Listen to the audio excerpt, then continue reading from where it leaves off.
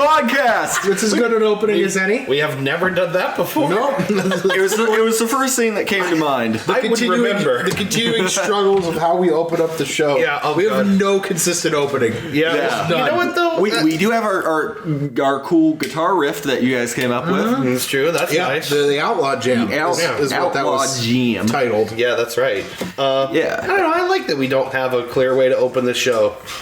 I think it sets up a post modern Art Nouveau avant-garde kind of hippy dippy way of it's art. Shit. It's art, goddammit. It's art.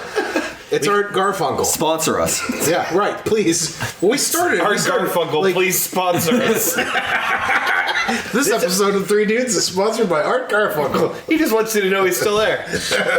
Art Garfunkel. I'm not dead yet. Art Garfunkel sitting on his millions of dollars in the room in every rich person's house that they have, where they keep all their money in cash, weeping over a photo of Paul Simon. Let's say still Twitter stalking Paul Simon. Yeah.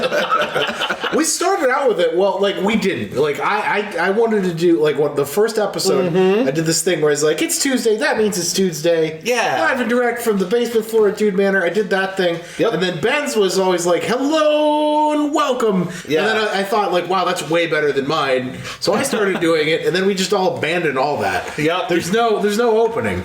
This is as close as it gets. I feel like, to just sitting in this room shooting the shit. Rules are for suckers. Routines and schedules are for suckers. Yeah. But enough about that. Next up on our routine is why we're fucked. Yes, sir. A little segment we like to call Why We're Fucked. Well, tell me. Well, why are we fucked? I will tell you. I know that you have good reasons we're fucked. I had one for last week, then I forgot it, then I remembered it, then I wrote a reminder to myself on my phone that simply says, tell the Hershey story. Okay. Tell the Hershey story. Tell it. So my day job is that I work with adults with special needs. Mm-hmm. One of the things my company does, it's really fucking cool, is a candy store. They run a candy store in a couple different places around the city. It's got a bunch of different hard to find candy too, which is really cool. I really like that. I really like the one that's by the police station there. I love that one. Oh yeah, that's our main one actually. Yeah. In fact,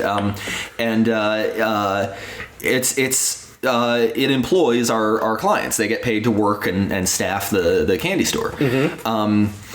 And so I was given a lesson about Pennsylvania. We were talking about some of the states that are out there in our great nation, and I got to Hershey, Pennsylvania, of course, the town named after the man who founded the Hershey Candy Company, which is still there. Is his name Hershey?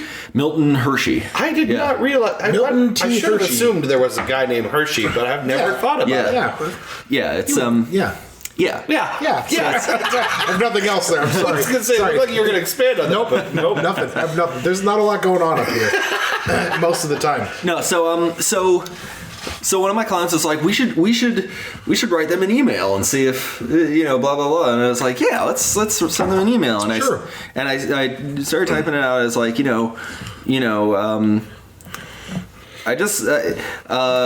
work for a company which advocates for adults with special needs, and we are big consumers of your candy. We buy it to stock our candy store. Your products are of course some of our most favorite items, and we were curious about because one of my clients he's in a wheelchair, and he's always on top of are these places up to code? Are they handicap accessible? Sure. Oh wow. Okay. Great. Yeah. I mean, he's well versed in all that. Well, and you should be. I would imagine, if you're in that situation, that would be something we take all that for granted until one of us breaks a leg and we can't get into buy beer. You really want to know if you can get into the amusement park or whatever. Right. It's important, or the liquor store, or the other liquor store, or the Burger King.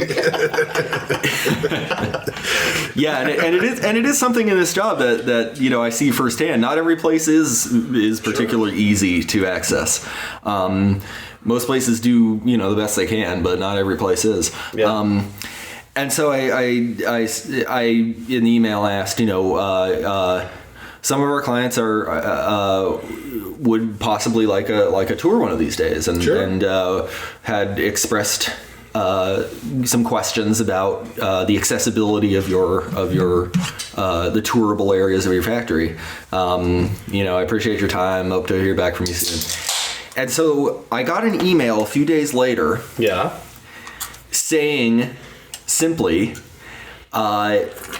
saying in so many words, we don't sell our candy directly. If you want to buy some, you'll have to talk to a wholesaler or a distributor. Oh, are you kidding? Like they didn't even read the fucking thing. Are you kidding me? I spent a good amount of time writing the fucking email. They didn't even fucking read it. No. Come on. So this is gonna go. This is gonna go into why we're fucked. But go ahead. So I think why we're fucked is that it's the mission of every single company that gets to a certain size to distance themselves from their consumer base as much as they possibly can. Sure. I'm calling you out, Hershey. Yeah, you know what? Fuckheads. Get on Twitter and tell them to write a nicer email. You should. Like, come on. Like, that's really, really shitty. How much work does the fucking customer contact person for Hershey's do? Well, you know what? And even like, all right, even if it's something where they said no, the least they could have done is read the fucking email. Yeah, they didn't address the actual question at all. All I said with regards to that was, we purchase and sell a bunch of your candy in our stores, which are staffed by our adults with special needs.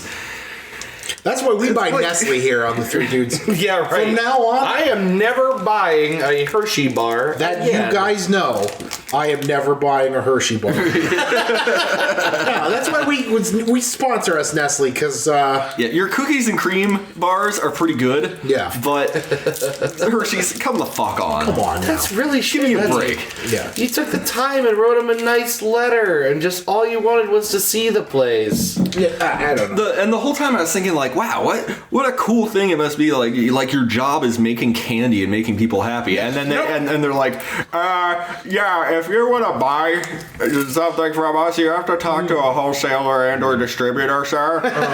Yeah, it sounds like they're a lot less Wonka and a lot more Slugworth. Yeah. That's a Slugworth. It's a real Slugworth thing to do. That's a Slugworth thing to do, man.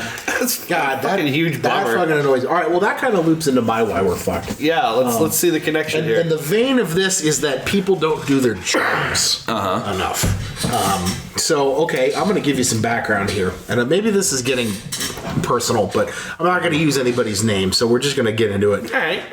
I sell appliances. That's what I do for a living. That's it? That's right. Well, I mean, I sell other stuff sometimes, too. That's it? You got to move those color TVs. And I have to install microwave ovens.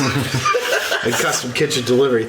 No, maybe that's why I like that song so much. Yeah, you think there's a connection? It might be. I never thought about that. We work at a place where we're not self-delivery, meaning that nobody who I'm in contact with directly does our deliveries for us. It's like contracted out. Yeah, it's contracted out for installs and deliveries. So I'm going to go into as much detail as I can on this story.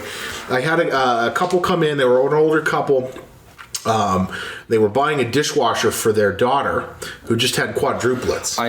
I was really thinking you were going to say they were buying a dishwasher for their dog. Because he doesn't like baths, so you got to get him in the box. Like, your brain for 2 hours. Your brain kind of automatically predicts the next part of a sentence, so you can follow along with it easier. Right, your dog needs his dishes washed. Sometimes autocorrect is wrong. Yes. They were buying a dishwasher for the daughter who just had quadruplets. Wow. So holy shit, right? I think she needs more than a dishwasher. Right? Bro. Yeah, Christ. like a Xanax and a nap. A couple of bottles of red wine and a screaming pillow. Yeah, right. But no, they just had quadruplets, and the parents were gonna. He said, "I need the best thing you can give me." because this is going to get a lot of use, I'm guessing, in the coming years. So they got the thing, they got the install put on it, they got like the protection on it. These guys the family was really nice. Like these two came in and they were just excellent people. You know how I'm sure you guys, you talk to somebody and you can just tell right away that they're the kind of people that you instantly like. Absolutely. You can tell that they're just a good family. They have a great dynamic, and you're kind of happy that you get the opportunity to talk with them, work with them on certain stuff. Oh, yeah. So I'm just going to go into we call them escalations. The send up, which is the process for sending up something that goes wrong when it's out of our control. Yeah. So the first delivery team came in. They were an hour late with no notice. They didn't call Now these guys have quadruplets, brand new quadruplets, spanking new quadruplets. Right. They don't have a lot of time to like they're on a tight schedule, so they have to plan stuff around these 4 babies. Yeah. Do you know what I mean? God, that sounds so terrible. Yeah, I mean, like I can't fathom that. You know what I mean? Like I would think 1 is enough. You know what I mean? But to have 4 4 newborns. She had 2 newborns and 2 toddlers. They're all born at once. They came out talking. No, they had to. This. So I've been in here for 4 years. Jesus, Mom, eat something healthy. No, but they planned their day around this, right? So these guys showed up an hour late. And when they installed it, they went to test run the dishwasher. Didn't work. Okay. We found out later that the reason it didn't work is because they didn't turn. It sounds they're not 100%, but we're 99% that they just didn't turn the shutoff valve back on to get the water to it. Oh. So when they hit power on it, it powered up, but it wouldn't wash. Right. Because there's no water going to it, presumably. Sure. Yeah. Because they weren't smart enough to return on the valve. This is a great start. So they had to call there's a line that we have for like issues in the first 48 hours. They called them. They told them it was going to be like 2 weeks before the next one could come out, which he said was unacceptable, which is unacceptable. Which is probably the response I would have. And then they said, oh, okay, well, how about if we do it 2 days from now? And my response is like, why couldn't you just do that before? Why? Like, do you know what I mean? Why, if that was an option, didn't you just say it? And he voiced his concern. So in the meanwhile, he talked to somebody on the corporate level about like how he had to get this thing done. And she's like, no. So this is before the real problem starts. Really? This is the problem? Oh, there's more. So he talks to somebody on the corporate level, and she says, "Don't worry, I'll handle this." He gets a phone number from this person, and who says, "Call me back, and we'll let me know what happens." Right. So the second team comes out, and again late. They show up with the new dishwasher. They install it. In the process of installing it, when they're taking the old one out, they crack their countertop. They Shit. what they didn't do, it sounds like, is they didn't adjust the little footing on the bottom. Oh, that so would lower it down so they could take it out easily. They just yanked this thing out, cracked the countertop. He has pictures of it. I saw pictures. Oh, no. Completely destroyed it. And then reasonably, his son-in-law wouldn't sign off on the delivery because... And the guy, this is the kicker. The guy's like, no, we didn't do that. That was there before. Shut up, no way. Meanwhile, they signed off on the first delivery after inspecting everything for damage. They're supposed to take pictures to make sure everything's okay afterwards. Yeah. I checked the order later. No pictures on anything, so I can't see anything. Right. So the guy's like, he's like, no, we didn't do that. And the son-in-law is getting pissed because now they're being called liars. Because now they're being called liars. And something is clearly done incorrectly.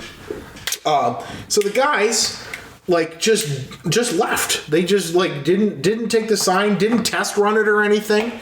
So the son-in-law went to hit power on it, wasn't working again, and that's how they figured out that you have to turn the valve on. So the first one, all this could have been avoided if the first idiotic delivery team. I could have just been dealing with late idiots who showed up. Yeah. Oh, the other thing is the first time they showed up, the excuse they gave as to why they were late was, well, we had to eat lunch.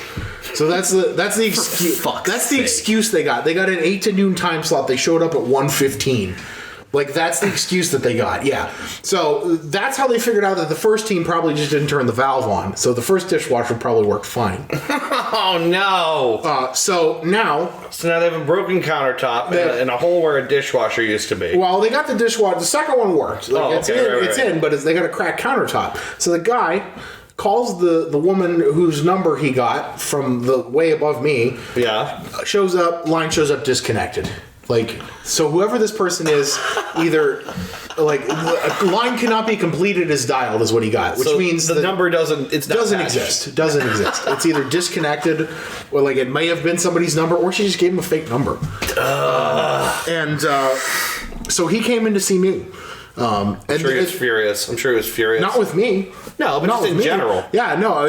That's. I mean, you could tell the kind of quality of character you're dealing with when people come in and they know who's at fault. Yep. Yeah. And he came in and he said, "Look, man," he's like, "I wanted to come see you because you seemed genuinely concerned that this would get done correctly." You're like the only person he dealt with. And I am. Here's why. My name is on that. Like, my name, my face is the one they see when they talk to when they're trying to buy it. My name is on the order, so I'm tied to that. Yeah. It's my reputation. Like, I feel like Daniel Day-Lewis here. It's my name. It's my name. It's all I have, right? And this is just, like, infuriating. The thing is, this is not the first time that this has happened. In fact, it's been happening more and more frequently. Right. It's terrible. We have a book that we started keeping with issues and how much money we have, because we were told at the last training that 90% of the issues are our fault anyway. So now we have a documented. We have a binder full of these things about how much money it's cost us so far this month, and it's a lot. It's in several thousands. No how much money that these guys have cost us over. To say nothing of future business. Correct. Because here's the thing: you can't imagine what future dollars you're missing out on. Even if you handle this perfectly. So, and here's the other thing: the kicker is the daughter. I know the daughter.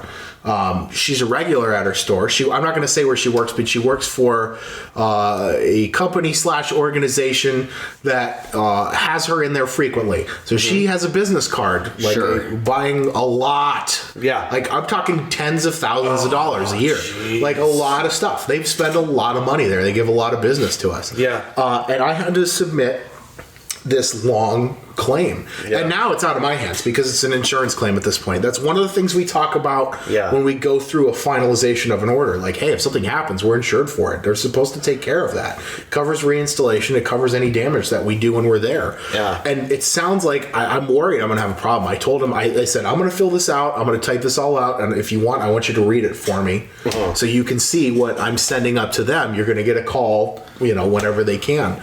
And I will follow up with you. And I am. When I go into work tomorrow, I'm going to call and see if anything was done so far. They kind of keep me posted at the work level through my email. Right. But I want to get it from him. I want to hear what his problem is. And I told him, if you have any trouble, I want you to call me and let me know because I want to know if I have to get on the phone. This is not the first time I've had to do this. I want to know if I have to personally get on the phone and crack somebody's skull. Someone give this man a raise, right? For fuck's sake, Best Buy has no idea how hard their system is fucking up. Right? And the potential business they could be losing by pissing off not only the dad, but the daughter. The daughter. Stealing Bill Burr's stuff. I know.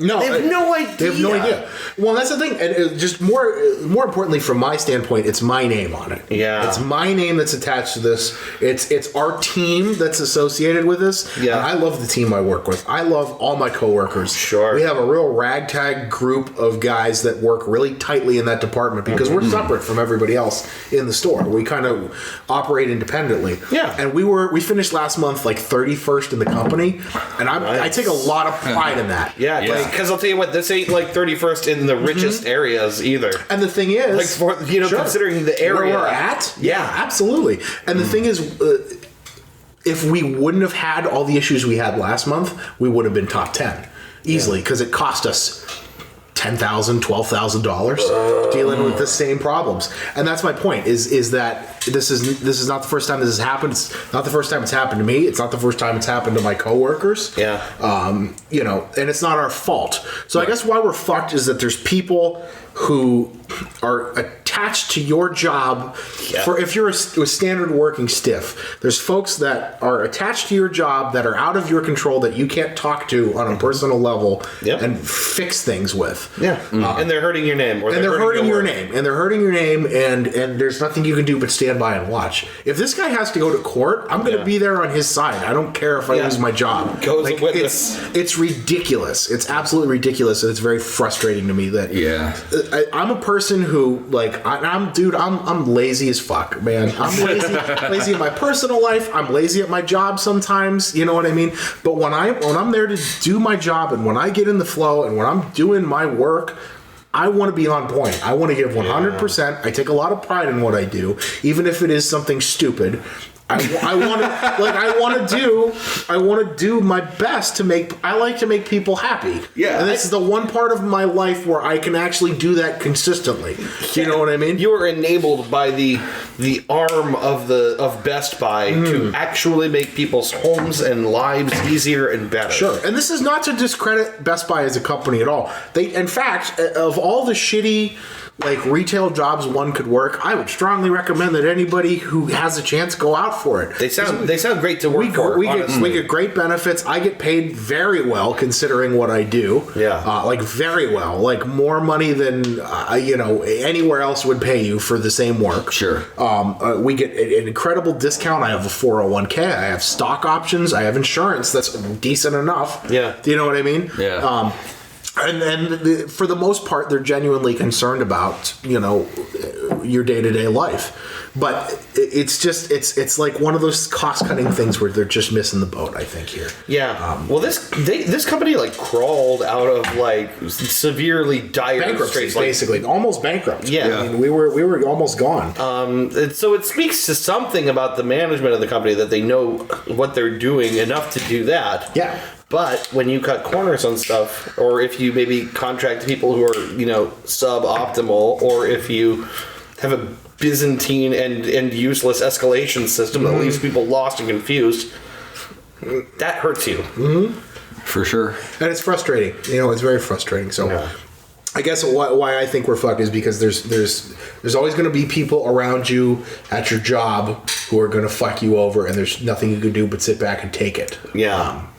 And I guess that's the theme of the day is people around you not, taking enough fucking time to do something right. Yeah. So, I guess it's your turn. Where are you fucked? Well, I'm fine. You're fucked? Not fucked? That's okay. I'm all right. Made a pretty good pork chop on Wednesday. Good. You are killing my episode! I just really wanted to say that. But honestly, I have very few reasons that I feel completely fucked. Except, and this is one I don't think I've mentioned. Have I mentioned the pasta pass on the show yet? I think you started to bring it up. We'll go back in. Maybe a refresher. Yeah. Let me just in case I haven't mentioned this, I bought the Olive Garden pasta pass like a fat bastard. They went on sale one Thursday at 2 p.m. and I was able to click the buy button in the literal microseconds before they all sold out. They all 22,000 sold in under a second, and I was one of the people sitting there with a queuing number waiting to get to the pay window to buy my pasta pass. 22,000 in under a second. So I consider that a kind of a fat guy accomplishment. Sure. So it's now been It's been about over 3 weeks since Pasta Pass started. It's valid through November. I want to say maybe 17th or something like that. Maybe a little later. Basically up until close to Thanksgiving. I have gone to the Olive Garden 6 times in the last 3 weeks. Sure. And I'm just getting tired of pasta, man. Getting burned out. Yeah, I knew that was going to happen. I knew too, but I didn't think it happened so fast. Yeah. So I have 2 shrink-wrapped, vacuum-sealed meal in a bag of Olive Garden in the fridge right now. Yeah. I got 5 breadsticks zip-locked away. Come on now. I know, and the thing is, I wanted this. Yeah. I wanted this, and I don't know if I knew what I was getting into. So I'm like $90 in. So like if I just go to Olive Garden one more time, you paid for it. Yeah, I have gotten my value. Sure. And then if I do it like one more time after that. yeah, every time after that, it's basically free. You made $10 back. Yeah. So that's a deal, dude. I mean, I know. I know you're toughing it out at this point, but that's a deal. The thing is, here's what I found out that I really like is that I love the salad and don't get tired of it, right? Sure. So like the last 3 times I went, I ate the salad and then I put the pasta in a box to go. Sure. So I'm getting like all these salads. That's really nice. And then I have like lunch for another day in a bag I could microwave, just like in the bag, you know. But man, my heart's not in it anymore. Sure. I really thought this is such a stupid reason. I was worried that was going to happen. Yeah. I figured at some point you were going to get burned out. If you just go one more time, I know. You got to go once then it's more. paid for itself. Why don't you wait a week or two and then go? Well, I did. I waited a whole week basically to go to Olive Garden, and even at that, I just wasn't. I wasn't feeling. The magic is gone. Sure. I really. The thrill is gone. It's gone away from me. It's not a very good reason to be fucked. I don't know. I'm trying to think of other reasons. That's all right, dude. If you're not fucked, you're not fucked. I feel pretty all right. I mean, I am. Here's one thing I will say. This. I'll make this quick. I'm right now in a place where I'm looking at another job. Okay. And I'm fucked because everything's going right. Why is that a fuck thing? Because the thing is, I didn't realize until I actually got an email back from these people. Oh shit, I like being where I am and don't want to go anywhere else. Yeah. And I always kind of knew I liked my job and I don't get to complain about it. But like, got an email back, scheduled a video interview. Video interview went well. A couple hours later, they scheduled an in-person interview. That's on Friday, so I'm going to be there at like 1 o'clock. Oh, boy. And the whole time I have this hole in my stomach because I'm thinking about all the people I work with that I love so much. Couple things I'm going to give you some advice on. Number one, you don't have to accept the job if you get it. I keep saying that to myself. You don't have to. They can offer you the job, and you have the right to say no. And nobody can be mad at you for declining that job if you give them a good reason. Right. Emotions are for ethnic people. What the fuck? Correct. All right. Number two, you haven't gotten it yet. Right, and there's a strong chance I won't. I'm going to be tested on Friday, and there's a really good chance I fail that test. Right, sure. You know, this is a different line of work that I'm actually in right now. It's not like it's not the same kind of position at all, so I don't know what's going to happen. Number three, maybe most importantly, if you move to another job, presumably more pay, correct? Well, that would be the only reason I would actually do it. Correct, right, more pay. Yeah. You can make friends at the other job, too. That's true. And I know some people that are over there, and they're really cool, and the company seems really cool. Yeah. But, man, I really like that where I am right now, I've built up a lot of goodwill. Yeah. If something happens and I'm feeling a little shitty and maybe I make a lot of mistakes one day, and that happens sometimes. Yeah, it happens to everybody. You know, like, they cut me some slack, you know, because they know me. I guess that's it. I'm fucked because this is going well, and I don't know if I can handle that. I was talking to someone today about the amount of money that it would take for me to like really feel comfortable leaving, and then she was talking about how when she went to her new job, she got offered like $40,000 more than she was making. Sure. And I said, for $40,000, I would tattoo an asshole between my eyebrows. Right. Right.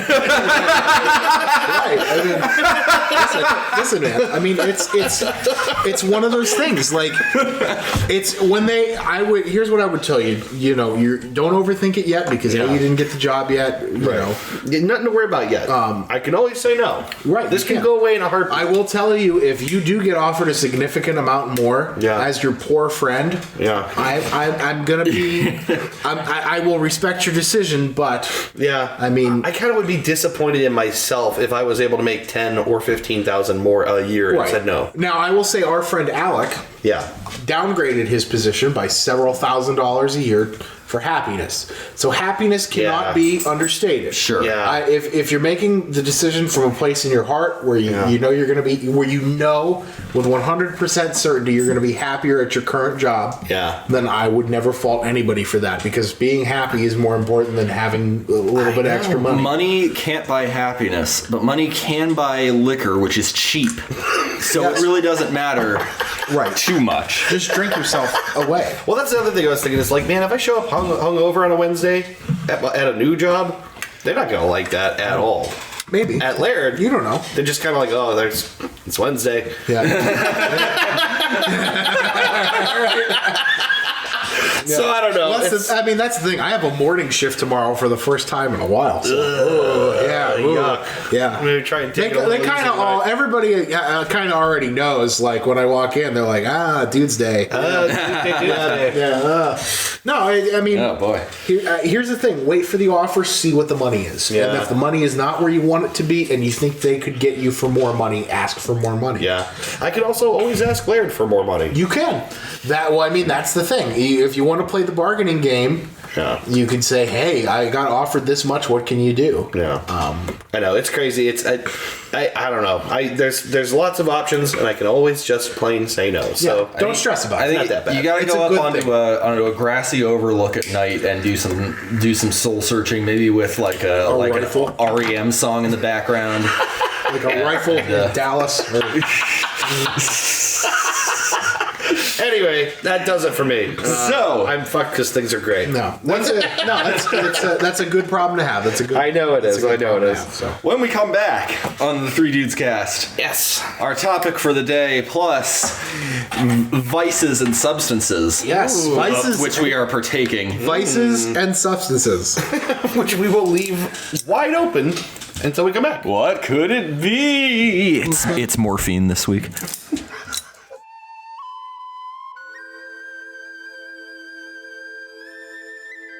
For those times when life gets you down. For those times when life needs a bit of a personal touch. Nothing quite brings you back to home quite like Smegma O'Halloran's homemade shepherd's pie. Oh, look who comes in the fucking door! And where the fuck have you been? I was out with Tim. Oh, you were out with Timothy! Were you? And what am I doing? I'm sitting here at home, slaving over a hot kiln over my own fucking shepherd's pie! I'm sorry. I didn't expect it. Each pie is made with love, care, and sheep testicles. The kind of love and care your dad never gave you. Is that what you want? Is this what your mother would like, rolling over in her fucking grave? I'm making me own fucking dinner! Is this what you want? It's not. I'm sorry. And what are you fucking crying about, lassie? What are you crying about? This is bullshit! Why are you crying? What did he do to you? Did he leave you? Is that what he did? Did he fucking leave you? He left you? Oh, smart lad, that one. Smart lad. What a fucking loser you are. What a fucking loser. When your sodden boyfriend dumped you, and you've got no place else to go. Oh, Angus, I miss you. I'm sitting here, it's 8:30 in the goddamn night, I've been shoveling hay all day, making me own shepherd's pie, making me own fucking dinner. It's bullshit. That's such fucking bullshit. I have 15 shit to take care of, and I have to fucking deal with this garbage when I come home. Clean up the fucking dishes, I've already eaten. I'm done with this bullshit, it's over. Fuck it. God damn it.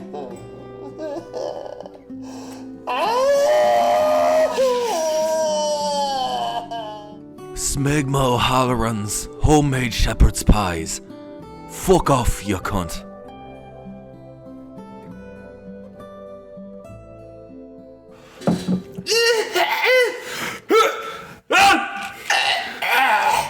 Welcome back Oh, are we on? Yeah. Dudes Podcast. All right. Hey, everybody. Thought we'd run with a theme. Yeah, why not? Fuck it.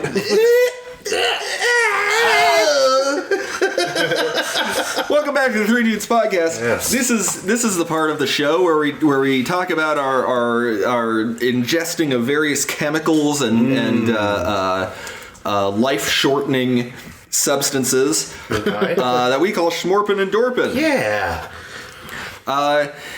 So for today, I am schmorping one that I haven't done in a while, a Macanudo. Yuppie cigars. The I don't know if it's anything specific. It's just the one with the red label. Yeah, there you go. Yeah. Whatever. Fuck it. Well, look at that guy. Very pleasant as always. That smells nice too. Yeah, it's a darn fine cigar. So here's the thing, man. Those are yuppie cigars. Those were like super popular with yuppies in the 80s. Yeah. But they're really good. So Yeah, I remember one episode you said you used to kind of mock them, and then you actually tried one. I have one right here. This is the one that I left here ages ago. I hope it's not too stale, but it's been sealed. So I found that on the floor by the bar. right there you go. That's one I bought that a while ago. So Top-notch programming we got going on here. And I am dorping. Yeah. I am dorping. Newcastle Brown Ale. Yeah. I haven't had it in a long time. I don't know why. Because it's been a long time. now I'm drinking Newcastle. But wait. Sorry. This joke is going to be old for everybody. No, I don't care. That is one of the few brown ales, or really like very few beers in general of that like darker beers that come in a clear glass bottle. Yeah. You Not very you don't common. See that. Well, it's because it'll spoil faster. Yeah, the light will mess with it. So this is fun. On the back it says fact number 4, name. It's well known that Newcastle Brown Ale is full of flavor and remarkably smooth. What's less well known is that the birthplace of this legendary English ale owes its name to William the Conqueror's son Robert, builder of the New Castle of 1080, And the Warden of the North. Newcastle. a suitably royal Same as the heritage Old for a Castle. great tasting ale, The New Castle. and good reason to carry the city's name proudly on our label. Ah, there you go. Yeah. I dig it. I like Newcastle Brown Ale. William the Conqueror and his son Robert the Tinker Toyer. You know which there's one that I always think is Newcastle and it's not. It's like Herbert J. Dunwoody's Honey Brown Ale or something like that, but it's a honey brown ale. I just made up the name because I can't remember what it is. Herbert J. Dinner's I- Kids.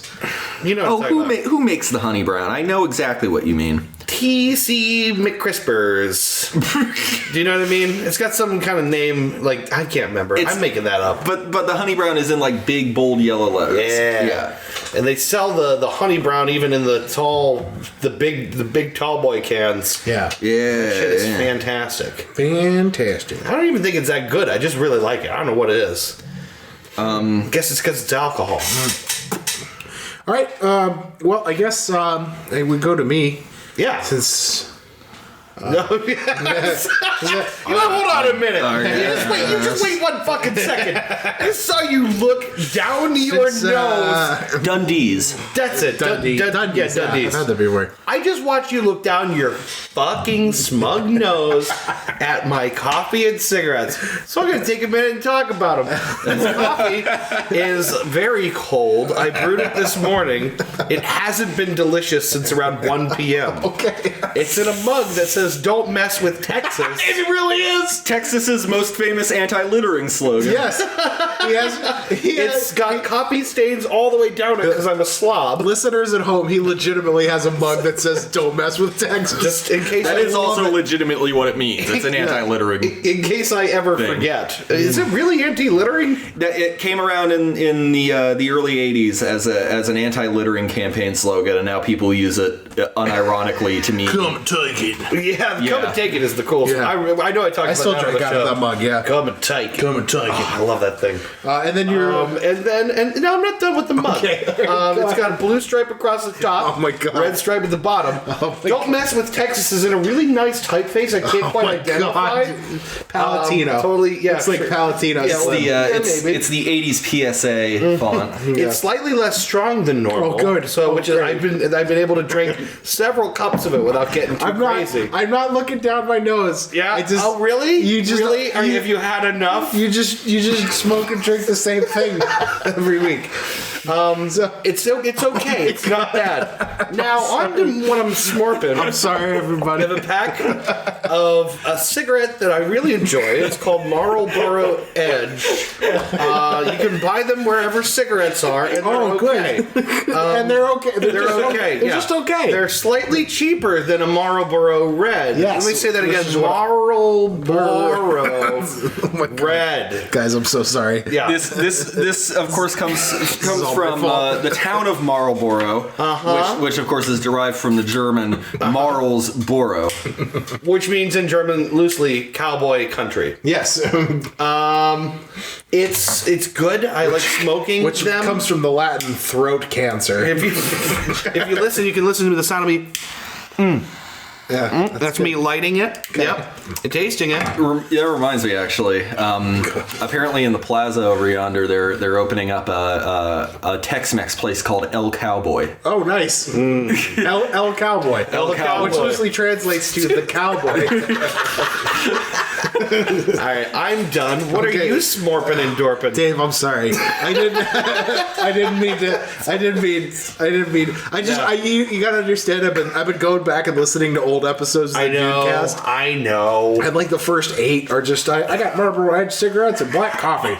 I know. It's fucking a little weird. It's okay. That's all right. I like to keep on my toes. That's all right. It's another. Hey man, if I didn't have some caffeine before I came here, I would not be on for this show. Smorpin. I am smorpin it's a cigar by Punch. I have the Macanudo here. I'm gonna hold off and maybe smoke that next week. Get another week of old stale cigar. Yeah, that's some good. funk on it. So I'm smoking a Punch cigar. It's the Gran Puro Nicaraguan blend. I like the way it tastes. It's really mild. This is a cigar my dad would like. Yeah. It's not super. It's not. Pardon the pun. It's not super punchy. But there's not a lot of.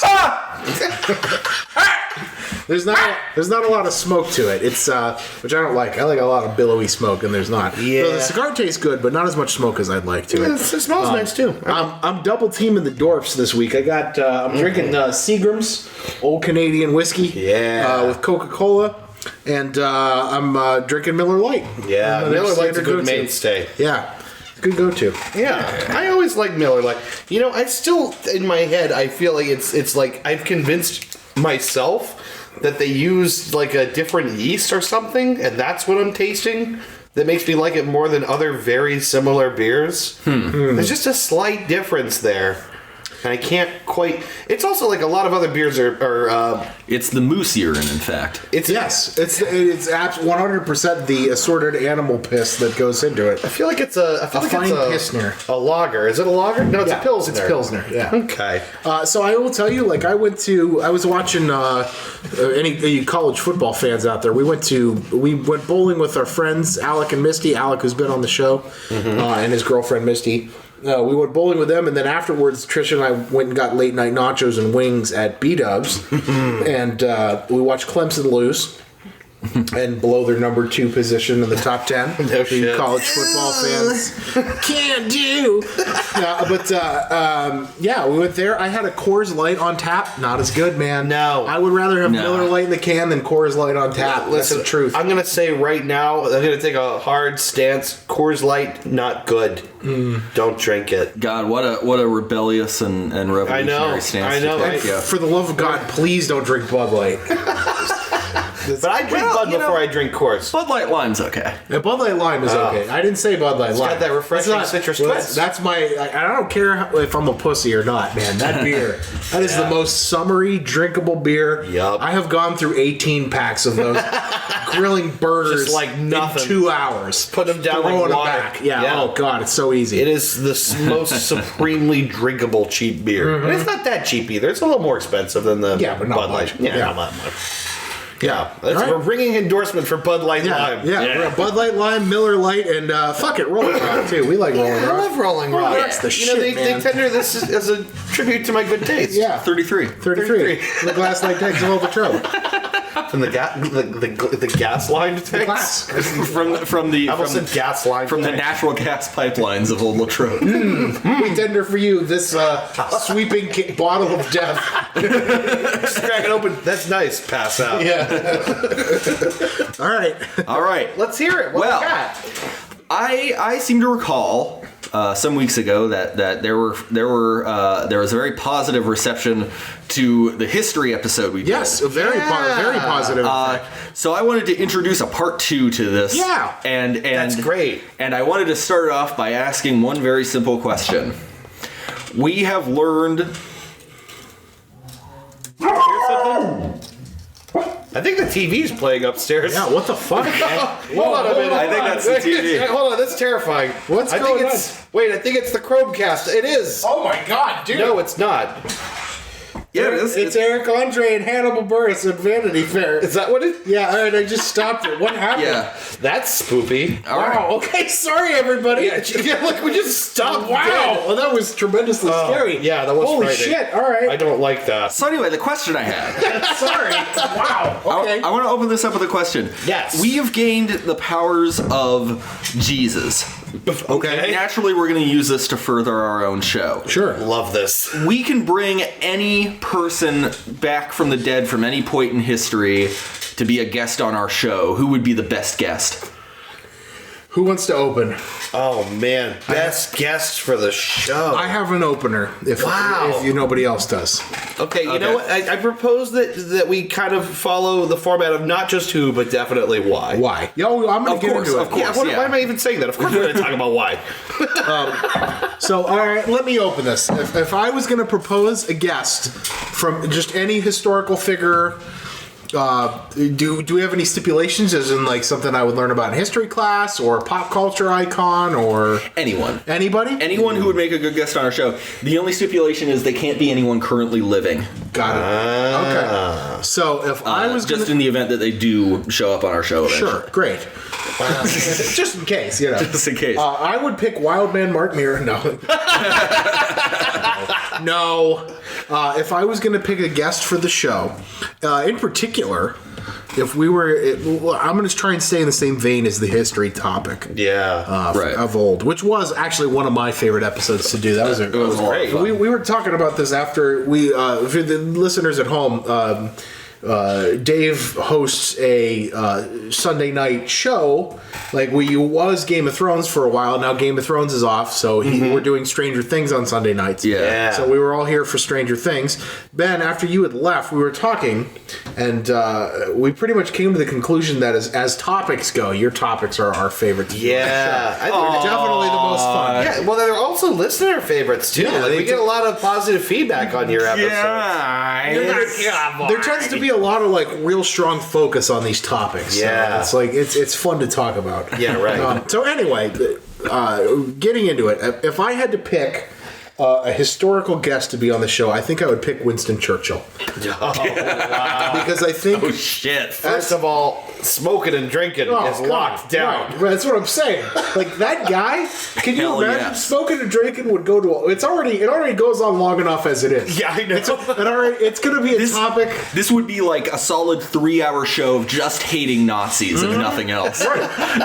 Which is how I prefer to spend any Tuesday night in August. Yeah, you know? absolutely. Just hating some Nazis. So this is a guy That who... new Call of Duty's coming out soon. I'm gonna butcher the history. This is a guy who was prime minister and then wasn't prime minister, and then they were like, you know what? We don't like this prime minister. Let's get Winston Churchill back in. Yeah. So this is a guy who got elected prime minister twice because the people loved him so much. Yeah. He basically single-handedly defended the Nazis on the highest level. I'm sorry? What? He defended the Nazis. I think you're thinking of evil Winston Churchill. yeah, alternate universe Winston Churchill with a goatee. Bizarro Churchill. Bizarro Churchill. Hello, I'm Bizarro Churchill. He single-handedly defended the England from the Nazis on the highest level with brilliant military strategy. Well, they also got the shit bombed out of him too. That's true. There's only so much you can do about But that. I mean, as a military strategist, can you imagine a topic where we talked about strategy with Winston Churchill? Oh my god. What kind of? What, He would school us. I mean, it would be like a 5-part episode. The guys, until he passed out. Yeah. I mean, Yeah, I mean, right. like, moreover, he was incredibly witty, which I would at least say that we're mildly witty on the show. He would blow everything that we had to offer out of the water. Churchill could destroy a person with a handful of words. Yeah. I remember a story where he was at a party with a bunch of aristocrats. Yeah. And he was in a heated argument with a woman, and she said to him, "Sir, if you were my husband, I'd poison your tea." Yeah. And he replies, "Madam, if I was your husband, I'd drink it." Yeah. Oh! Zing! Wow!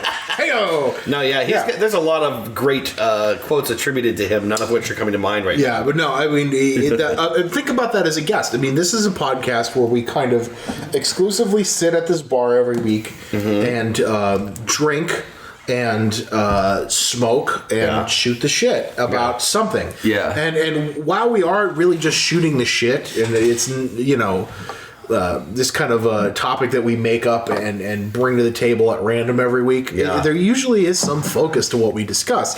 I would imagine that Winston Churchill would be a really engaging conversationalist. Oh, for sure. Most topics that we could present. You know what I mean? Desert Island Survival, I would really, like, that was our second episode. Yeah. Oh, yeah. That would be fun. Can you picture what Winston Churchill would have to say on that? I mean, like, I'm going to go, like, way, like, without bringing up any of the historical facts, just as a person, he seems like the kind of guy that I would like to sit down and drink a brandy with. Oh, my God. You know what I mean? I mean, like, he's just a turtle of a man. He really is the face of World War II era Britain. The stoicism and the unwavering ballsiness in the face of getting your capital city bombed to shit. The two things that always stand out to me about the British in World War II were the fact that they kept on keeping on, while the German airplanes were bombing the shit out of London. Yeah, to the point that they even had it on posters. Just, right? I mean, pretty sure Keep Calm and Carry On comes out of this era. It did, yeah. So folks would immigrate en masse to the northern countries and just kind of keep on going. We're just taking a vacation for a while. Yeah, that's a testament to English toughness. British beans on toast is something that they eat over there. It's a popular snack, and that comes from when they would ration their food. All they really had was beans and bread. It's actually really delicious too. Actually, have you ever tried? I can't imagine it being bad. Bush's baked beans on toast. I like beans. I like toast. A little bit of butter. Yeah. Why is this an issue? like it's odd, sure, but again, it's because they had to ration their food. And then the other thing, of course, is all the sneaky shit they did, the covert operations and everything, which I think I actually might have rambled on about during the last history episode about the Ministry of Ungentlemanly Warfare. Yes. Which was Churchill's name for. We talked about mincemeat. Yeah, Operation Mincemeat. Yeah, Operation Mincemeat.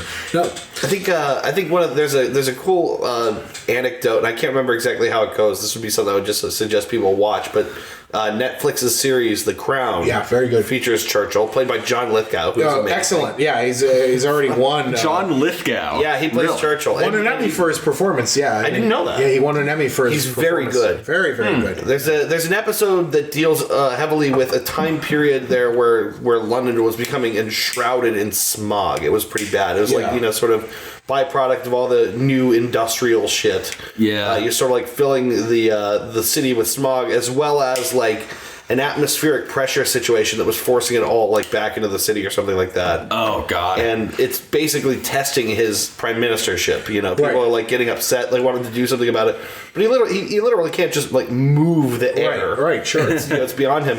And if I remember correctly, the way that it comes out, essentially nature takes care of itself, and Churchill gets all the credit. Right. Like he just made it just to spin stuff like this too.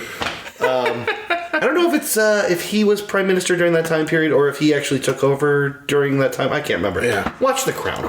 Yeah, it's a great show. It is a really great show. No, but I mean, just on a conversational level, I think Churchill would be great. Yeah. Sitting right here.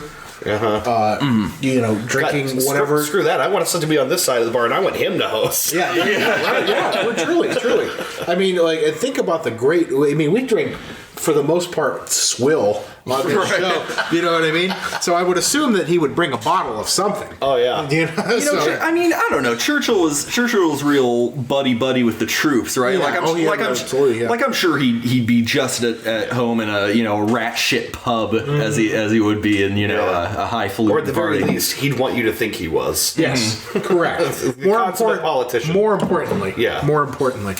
he'd want you to believe that. That's fantastic. So yeah, I mean, I don't know. I guess I don't have any like big historical context for it, other than I mean, look at the guy. I mean, I think he would. I mean, He's about to drink some smokes. He's perfect. right. Yeah, right. For the show. Exactly. There's a penguin-y type. Yeah. Good with conversation. I mean, that is mostly what moves the show forward. Dude lived into his 80s. I mean, God. Yeah. Yeah. I want to do. Don't you want to sit down and have a cocktail with him? I want to smoke a Churchill-style cigar with Churchill. Hell yeah. That's what I want. Drink to that. Yeah. Yeah. I don't know. Do you have one?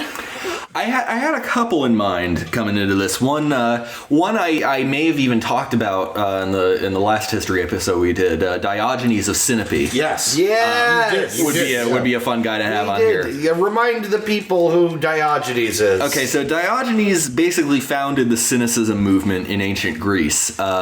He rejected the amenities and luxuries of what at the time was modern life in ancient Greece, opting instead to live in a large clay barrel that he would roll around the city, beg for scraps, jack off in the street, and and generally just be the world's biggest, most awesome asshole. Alexander the Great was a big admirer of his. I say, please tell this story because this is the one quintessential. of the better ones. This says everything you need to know about him. Alexander the Great once sought out Diogenes in Athens, and Diogenes was napping in the street at the time, and Alexander comes up and stands over him. He says, I've admired your works for a long time. I'm Alexander of Macedonia, the Alexander the Great. Yeah. Name any wish, and I promise it shall be yours. And Diogenes says, well, I wish that you would move over that way because you're standing in my sun. Yeah. Now, Diogenes would be such a nuts guest. Oh my god. I mean, really, can you imagine us sitting just around talking to a dude in a barrel? Yeah, right. Yeah, right. Yeah, like drinking. Didn't he like beg for money and chastise people going into brothels and then? Yeah, he'd take the money he collected and go in himself. Yeah, right. He was perfectly happy. He was the first kind of off the grid type of person. He again just said, this modern living, this having more than one set of clothes thing is for chumps. Yeah. In some sense, it kind of is. Even to me, I agree. Yeah, I mean, there's some method to the madness. Absolutely. Mm-hmm. I learned that when he died, he asked that his friends take his body and just chuck it into the woods. Yeah. So that animals could eat him. The reasoning being that he was giving himself back to nature. Yeah.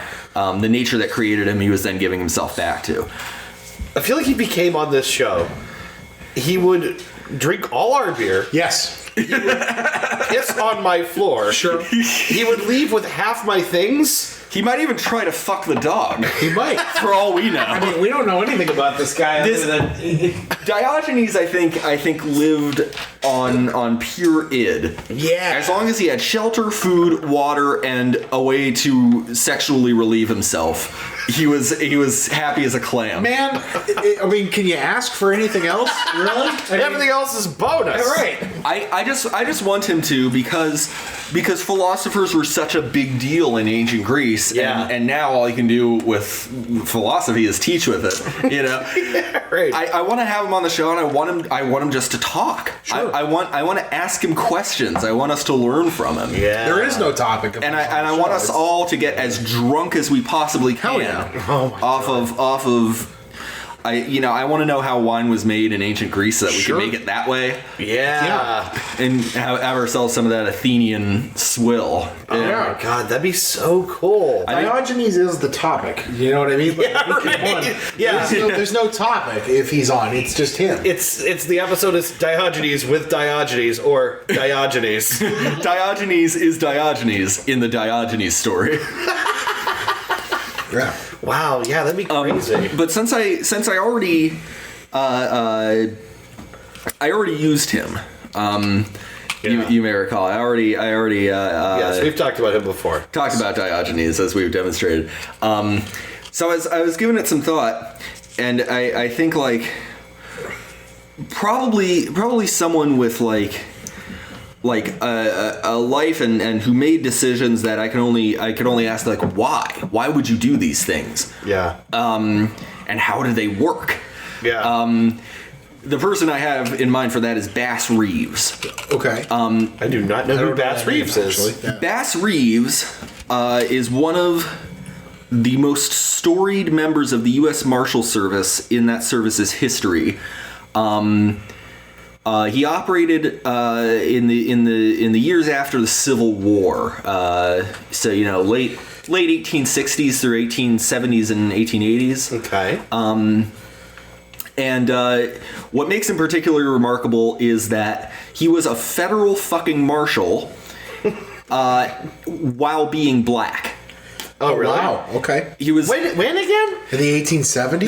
This was like the latter part of the 19th century. No shit. He was the first black federal marshal. And his story starts awesomely enough by being dragged into the Civil War. He was a slave. He was born into slavery, and he was dragged in the Civil War by his master. Eventually, he decided that he didn't want to deal with this shit, so he beat his master to death with a shovel in the middle of the night and ran away. Nice. Nice. I already like him. Yep. Yeah. This is my kind of guy. Yeah. Yeah. So not only was Bass Reeves like insane for becoming a federal marshal in a time where black people were barely considered people. Yeah. Yeah. He was also really, really fucking good at his job. Yeah. He was apparently a crack shot, like just a real quick draw, like real, and they assigned him. I assume someone had the idea that he would die at some point doing this to the Kansas territories, which at the time were unincorporated. It was largely Indian territory, but it was a place where a lot of outlaws would go and hide. So it was kind of as lawless as close to the lawless West in the movies as you can get in real life. Sure. Yeah.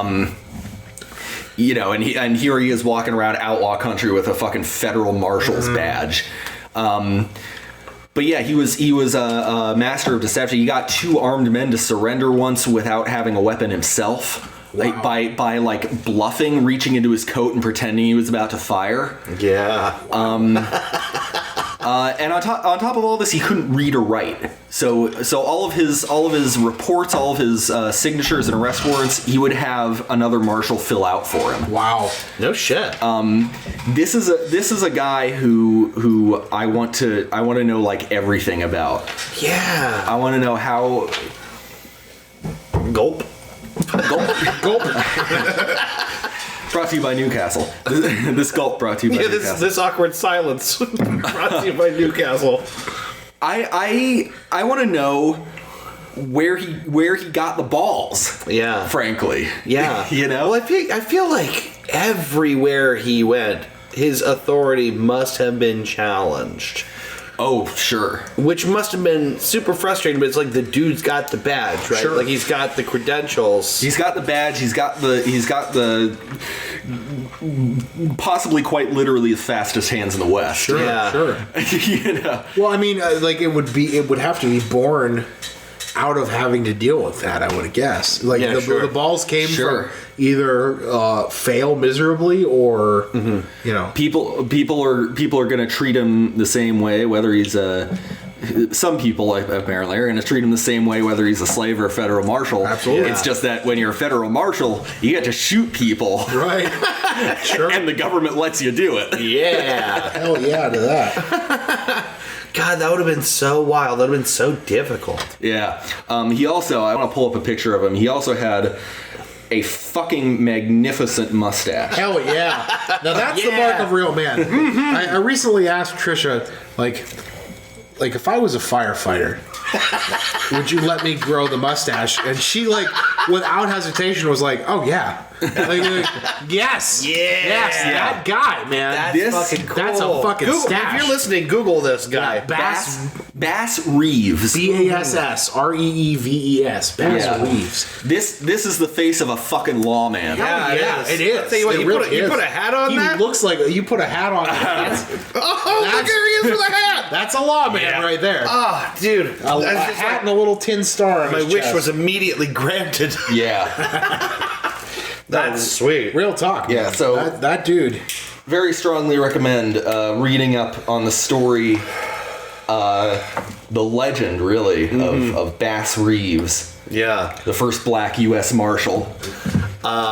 I will tell you who I want to have on. And I really wish, now that we're talking about this, I'm like really sad that this is never going to be possible. that under no circumstances will I get to talk to this person on or off the show. But I would love to have an hour sit down with Kurt Vonnegut. Yeah. Oh my God, yes. Kurt Vonnegut, who to me is basically Mark Twain for the fed up. Yes. that's really a pretty accurate description, I think. Just recently I read Mother Night, which I was told to read many times by my friend Jordan, who I work with, and she gave me this book, and for weeks, every time she asked if I read it yet, I said no. And then I finally sat down and read it. I ended up doing it in like 2 days. Yeah. I remember seeing him on the Daily Show once. It was fucking magical. Oh, really? Yeah. I've never seen that. We should look it up after this. Yeah. I feel like Kurt Vonnegut, especially now, I mean, like, you know, so much of his writing takes place in the wartime of the 40s, you know, and Right. and or you know, even after the fact, you know, it's his, you know, the stories are set there in an attempt to sort of illuminate something about that era, and I just keep realizing how relevant history is. Yeah. Especially to now. When I watched the Vietnam War documentary that Ken Burns did, and I watched all of it. I watched all Great. That is a really great. like 20 hours. You should watch the jazz one. Oh, yeah, I would love to watch that. Ooh. But when I watched that, I realized, oh shit, the 60s are super relevant. You know, like all these problems of society keep repeating themselves and nothing is new. Yeah. I feel like Vonnegut would be a really, really illuminating presence to have on in this time of like what feels like insanity, where everyone's flipping out all the time. Yeah, I'm almost glad he passed before this whole thing happened. Well, the thing is, he'd be ready for it. He really would. Sure. Like the dude has seen madness and walked out the other side and told everyone how mundane madness really is. And That's a fucking terrifying thought. I know, it's the banality of evil kind of thing. Sure. I feel like maybe no one would be more appropriate to listen to right now than Vonnegut. And just such a soothing presence, I feel like, in terms of his very simple word choice. He doesn't obfuscate a point. He's very direct. Yeah, absolutely. Sure. Poetic in that, the sort of like... Related, I'd like to hear what Hemingway has to say about everything that's going on now. yeah. War is hell. Nothing. Glug. Right, exactly. Nothing needs anything. Drink. Yeah, right. All right. So my testament to Vonnegut is I remember you being.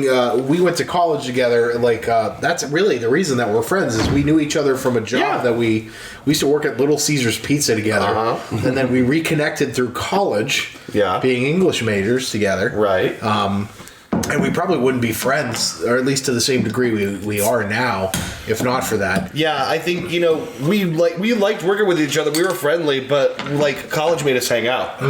Yeah. You know? Yeah, we kind of didn't have a choice because we were in classes together. Yeah, it ended up being that way. I remember lying to you. You were having a conversation with somebody else about Which time? I remember lying to you about you were having a conversation with somebody about Vonnegut. Yeah. And I lied and said that I read Slaughterhouse 5. Oh, really? And I did not at the time. And then I didn't know that. I went home and I went to Barnes & Noble rather, and I bought it and I read it. No shit. So because of that, you know, I wish I could remember this clearer for the first conversation of, oh yeah, I totally read Vonnegut. And then the second one of, man, I fucking love Vonnegut, man. No, it's truly. I mean, like, it was like I bullshat my way through it, and then I had to, like, of course, I had to go home and read. Aww. I have. But you didn't have to lie to me. I Come don't on, know. come here, you. I had this thing where I had to be. I feel, and still do feel, very inadequate intelligence-wise to most of my friends because me too. I feel like I'm not as smart as the people around me. So in college, I guess I have to thank you guys and everybody who I went to college with because I didn't feel very smart in college, but I thought if I hung out with the people who were smart, that would make me smarter, which is probably why I feel so dumb now. Oh, dude, I always feel dumb. I feel dumber on you guys both. I mean, I think it's just the human condition, you know? Maybe. But You read a hell of a lot more than I do. I need to get reading more. I haven't read I haven't read in a long time. I wish I still did. Mother Night was the first thing I read in years. I was gonna say you haven't read in a long time. You just told us you finished reading Mother Night. Yeah, I know. I haven't read that much. That's actually something I want to change, and I think I will. Yeah, You should. Me too. I really. You know what I'm going to do is sit down and actually read Infinite Jest. I got about 100 pages into it, and then I thought, this is the first time I've ever had this experience as an English major. So, See, I'm going to start slow. I'm going to pick up on a reading project I abandoned a long time ago, which is actually a series, a treasured American series called Animorphs. yeah, hell yeah, treasure, treasure. I want to read the one where Sarah Palin turns into a falcon. Yeah. I don't think that's real. I can see Russia from my house. Oh, God. She really could. She really could. She really could. No, I just remember. I remember like fuck. I gotta read this because I gotta be as smart as these people. And like I dove into Vonnegut with both feet, like Cat's Cradle, Galapagos. I read all these books in the span of like 1 year, and like just went head first into that. See, I started taking English courses in college for the same reason, except with my dad. And because I had never really, I feel like the most advanced thing I really understood prior to college was Lord of the Flies. Yeah. And even that's not that complicated. Sure. But like, Fucking Piggy, man. fucking Piggy. Fucking Piggy. You were too good for this world, Piggy. I still haven't read that one. Spoiler alert. Piggy gets it. Piggy bites it, yeah. Yes, big time. Yeah, the collapse of society as illustrated by children. Yeah, right. It's a rollicking good time. It is. Is that book technically considered young adult literature, or is it like? Well, I read it in high school. It might as well be because they make you read it in high school now. Yeah, So there you go. I enjoyed my senior lit class in high school. Because we got to do Shakespeare, and up until that point, I thought I thought Shakespeare is like way too advanced for me. Yeah. And then until I started taking lit classes in college, I realized, this isn't too advanced for me at all. What I thought literature was like Ulysses. Yeah. Where there's like. Like a single page contains like 27 allusions, 18 metaphors. Sure. Yeah. Actually, one of your dad's co-workers, Phil Brady, recommended going out to a bar with your friends sometime and taking a book that's beyond you. Yeah. And getting drunk and reading it together. And, Oh God, can we do that? Yes, we can. Yes, we Let's can. do that. We That can. sounds like a lot of fun. With a little nook. Yeah, and then We he said- already tried to do that with Eye of Argod, which Yeah, we is, did, which is we did. incomprehensible for We different literally could reasons. do this at the Eagles. I'm just saying, they got could. tables away from the Sure. bar. You can sit and read. We they could do said- that here. We could do that here. Yeah, we could do that here. They said, he said, take a book that's beyond you and you don't have to comprehend it, but just read it and drink and enjoy it. Yeah. And the suggestion he made was Finnegan's Finnegan's Wake, which if anybody at home has ever attempted Finnegan's Wake, I can't do it. I can't do it, man. Yeah. River Run past Adam and Eve was it's all one sentence. The whole book like, is what like the one fuck sentence. you doing? It's like, dude, calm down. You and your women farting. You know, it's funny. I was just gonna say, in reference to Shakespeare and Vonnegut, it's funny. Both of those are not necessarily reading for smart people. No. Shakespeare was really, plays for the masses. It's not that smart. Yeah, Shakespeare was as much for the peanut gallery as it was for. Yeah, It only sounded smart when you were in high school because it was written. You can't understand. Right. You can't understand. right. It just takes a few minutes of reading and Sure. kind of picking up what he's laying down. I want to, before we get into the next thing, Yeah, I want to sure. say this. Vulgar as hell too. The one thing that I did in high school was English. I mean, like, I failed pretty much everything else. I was horrible in high school. Except for English. I was in AP English. It's So not your fault. You were high all the time. yes, that's true, I was. Maybe that's why I liked stories so much. But I remember, like, okay, so my AP English class, like, we had to read Canterbury Tales. Yeah. Oh, that's a tough one. And we dove foot first. And I found this out later that my Miss McCutcheon was her name. She was my AP English teacher. She's a great teacher. Yeah. And everybody else hated that class. I loved it because I liked reading so much. Yeah. We read Canterbury Tales, and the assignment at the finale of it all was either do this test or write your own Canterbury Tale. Yeah. And I wrote, I'm like, fuck that. I don't want to do the test. I read the book, stoned, and I'm like, I don't want to do the test. There's a chance I could fuck that up. So I wrote my own Canterbury Tale, and I wrote a tale called The Boxer's Tale, which I have somewhere, and she still uses in class today. Are you serious? That's awesome. Somebody I worked with at another job years ago said, man, I read one of your assignments in high school today. You know what I mean? So she still uses my example and I aced it like it was. She gave me extra credit on that. You know, I 110%ed it. You know what I mean? That was formative for you. And that was right. Yeah. Well, yeah, it was huge. Yeah, that was formative huge. Because you know what? Even through college with your fiction writing, and even now doing a show, I mean, like, that was, I think, that had to be for you an inciting event. It was like, huge. I want to make stuff. Yeah, it was huge. I want to tell stories. It got that creative itch, and I will furthermore admit this. Yeah. I did that assignment the night before on my aunt's Macintosh, the old school ones with the different colors. Oh yeah, the original iMac. I wrote that. I wrote that in 4 hours one night after class, the day before it was due. Yeah, and I aced it. Nice. And I was super. You know what? It was. I had this. It's still. I have this bad. Habit of putting things off until it's way too late. Right. We all do, I think. And I'm super proud of that because I sat down and I just did it one night, and it came out apparently well enough to show to other people. But I did that AP English class. We read all the hard stuff. We read Beowulf and Grendel. We read the Canterbury Tales. My friends had the quote-unquote stupid kids English class. Okay. And they got to read Ken Kesey. They read One Flew Over the Cuckoo's Nest, which is my favorite book ever. Really? My favorite book ever. If you've never read, we'll get into I've never even seen the movie. I'm going to give you guys an early recommendation. If you haven't read One Flew Over the Cuckoo's Nest, you know what? The movie is phenomenal. Read the book, man. Yeah. Read the book. That was the first time I could think of watching a movie and going, okay, the book is way better. And the movie's phenomenal. Where does this stack up next to Confederacy of Dunces? Because I've started reading that. Confederacy of Dunces is probably my number 2. Yeah. It's probably my number 2. Yeah. Oddly enough, Disaster Artist is probably my number 3. That's a great book. If anyone has seen The Room and not read Disaster Artist, they have to. Please do it.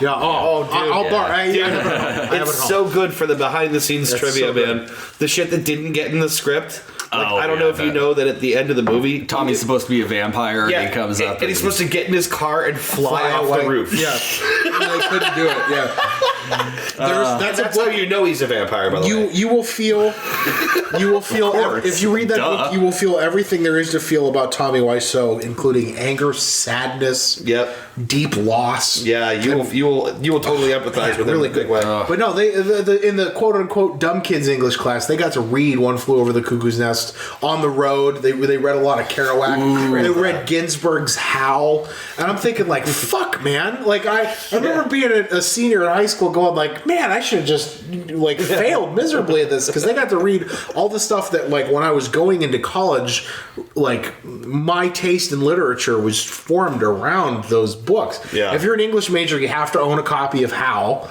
I mean, it's kind of required. Yeah. You know what I mean? They read Cummings. He was my favorite poet because I'm, stoned a lot. Or was stoned a lot at the time. You know what I mean? So, like, I don't know, man. I'm sorry. No, that's I went cool. off on a long tangent. I was gonna say, let's do another round of people. Because we've been talking about literature for a while here. Let's think of other people. I don't know if you have someone else. I do. Okay, cool. Then let's move on to you, because I was gonna say I'm gonna bring it back to literature later, but It's okay. Yeah. but let's give it a little break. I'm going to go wildly different here and say that I used to think, like, these stupid Facebook posts that go around that are like, if you could see one concert in your life from someone who's gone now, who would it be? Yeah. My answer to that was always Queen, but I'm not going to go Freddie Mercury for our thing. I think if I don't know if he would have been the best conversationalist. I don't know anything about him that way. No, I mean, aside from the fact that he very was eloquent. Aside from the fact that he was incredible and probably the best vocal talent of our time, Amy Winehouse, I think, would probably be the next closest as far as vocal talent. Really? Oh yeah. Huh. Oh yeah. I love her, but I never think of her as like one of the great vocal talents. Listen to Back to Black all the way through one more time. It's worth it. It's worth a listen. On that Quincy Jones album I shared with you guys? It's just called Q, Soul Bossa Nostra. I listened to that, by the way. I meant to tell you that's incredible. It's fantastic. One of the tracks on there is Amy Winehouse doing a cover of "It's My Party," it's really it's kind of heartbreaking in lieu of the fact that it was released posthumously. Man, the range on that woman is incredible. Oh my god! But anyway, getting back on topic. I want to go with a musician here. And I think of, if I really had to sit and think about all the musicians that I would be most interested in hearing their story on the show and sitting down and having a couple drinks with, the one I would pick would probably be Janis Joplin. Yeah. Oh, for sure. I mean, I'm really, like, strongly influenced by the older 60s, mostly 60s rock and, that whole formative era of pop culture. And protest music. Psychedelic. It was a time when you were allowed to lose your fucking mind on stage. Right, Everyone's so fucking composed. Yeah. Everything's sterile. It's too sterile. It's too sterile. You could just kook the fuck out. Right, exactly. All right, Yeah. so I feel like, and I worry too, that may have died with Kurt Cobain. it probably did. Yeah, Nirvana was the last great act that knew how to destroy their equipment. Yeah. If Pete Townsend and the Who started it, Nirvana perfected it. Yeah. But I think if I was going to have a guest on the show, someone whose life story as a topic I would be very interested in listening to, would be Janis Joplin's. For sure. She was, I mean... What do you know about her story? Give us a little education. I know enough about her story to know that she'd be someone I want to hug and be friends with. Because I don't know almost anything about her actual story. Janis Joplin had a skin problem when she was younger. Okay. And very, like, really bad acne. And so, like, when you see her as an adult singing with, like, Big Brother and the Holding Company, she's pockmarked on her face. It wouldn't be what you would consider a classically attractive person. You know what I mean? I can't remember the last time I really looked at her face. She was, I guess, like, at the time they would call her homely looking. Okay. She was just, I would call her, I think she's cute as hell. Yeah. She's just a normal, like, an average person. She's just a normal person. Science shows that that's what people tend to find the most attractive. Yeah, she was just a happy medium. a real normal human being who, like, when she was younger, she lived grew up in Texas with a real like good conservative Christian family, and she got bullied in high school because of the way she looked. You know what I mean? She's so cute. She's so adorable. I haven't looked. Yeah. I honestly, I didn't have a mental picture of Janis Joplin. Yeah. And now that I'm looking, I'm like, she's so cute. But okay, so Joan like Baez too, for that matter. right, really. But like everybody at home, if you're listening, look up a picture of Janis Joplin. Yeah, she's just a normal looking human being. Yeah. God forbid somebody looks normal. A little chubby, you know what I mean? And she got a great smile. Great smile. Super great smile. Oh my god. And she got fucking tortured in high school. That like sucks. she got picked on and bullied, which is probably why she drank so much. Yeah. She fell in love with the music of like Big Mama Cass and all these old Emmylou Harris, all these old blues musicians, these old black female blues singers, and that's who she wanted to be. And by God, that woman went out there and fucking did it. And not only did it, but did it so well. Yeah. She defined a genre of music. Right. By herself in a way. I mean, like, here's the testament to great blues musicians, and I'm a huge blues fan. Like, way back to the very beginning, to like Field Hollers to now. I'm a huge... Whoa. Right? Oh, no. Smorp down. That's all right. It's pretty much done anyway. I wanted to see if I could hold the stogie in my mouth, but I think it's done. Yeah. But no, hardly knew you. The testament to great blues musicians, I think, is the fact that when you listen to them sing, or when you listen to them play their instrument, whatever that might be, is that you believe them. Yeah. And if I had to rank blues musicians I believed, I would put Janis Joplin at the top and maybe Ray Charles right underneath. Sure. I mean, Janis Joplin had a voice that when she told you, when you hold me in your arms, I'm singing once again, you believed everything she said to you. Yeah. I mean, she just had this painful voice. Yeah. She does. You know who else I think in kind of rediscovering all these people is the same way was Bill Withers. And anything he couldn't do with his voice, he did with his guitar. Oh yeah, absolutely. It just incredible. Again, a blues singer when they sing, you believe it. Yeah, you have to believe. That's something it comes from past your heart and in your gut. Do you know what I mean? Oh yeah. It's you're not singing from the heart. You're singing from the stomach, like the pit of the stomach. And when if you're gonna do blues, you have to be believable. And there's blues musicians who I just don't believe. Yeah, right. And she was one that I very much believe. That blood curdling shrieking Jay Hawkins guy. Is, that guy. Yeah, more effect than substance. Blood curdling shrieking Jay Hawkins, born in a coal mine. We're gonna have to work on that someday. Yeah, we're gonna have to fix that. That's an upcoming sketch for you guys. That one's gonna take some time. No, I think about so Janis Joplin, like a lot of those artists at the time, came out really big in 1967 after the Monterey Pop Festival. That was kind of like an awakening for Americans for a lot of the psychedelia and like that whole era of music. Jimi Hendrix came out of that pop festival being hugely popular in America, whereas he wasn't before that. You know what I mean? Janis Joplin did her performance with Big Brother and the Holding Company there. And it's important to note that the Monterey Pop Festival was broadcast on TV, or at least part of it was. At the latter part of the day. Big Brother and the Holding Company with Janis Joplin went on the first day and did an entire set of music, and they found out later that they weren't going to be on TV until like the last day was going to be the day where they had the TV broadcast. So she talked to Mama Cass, because the Mamas and the Papas were the ones that helped organize the Monterey Pop Festival. And they're like, oh yeah, go on, do another set for TV. So they did like a 4 or 5 song set that ended up on TV. Yeah. And they did a version of the song Ball and Chain. Ooh, which if you never heard Janis's version of Ball and Chain at the Monterey Pop Festival, I mean, that's a song that to this day, when I put that on, it just...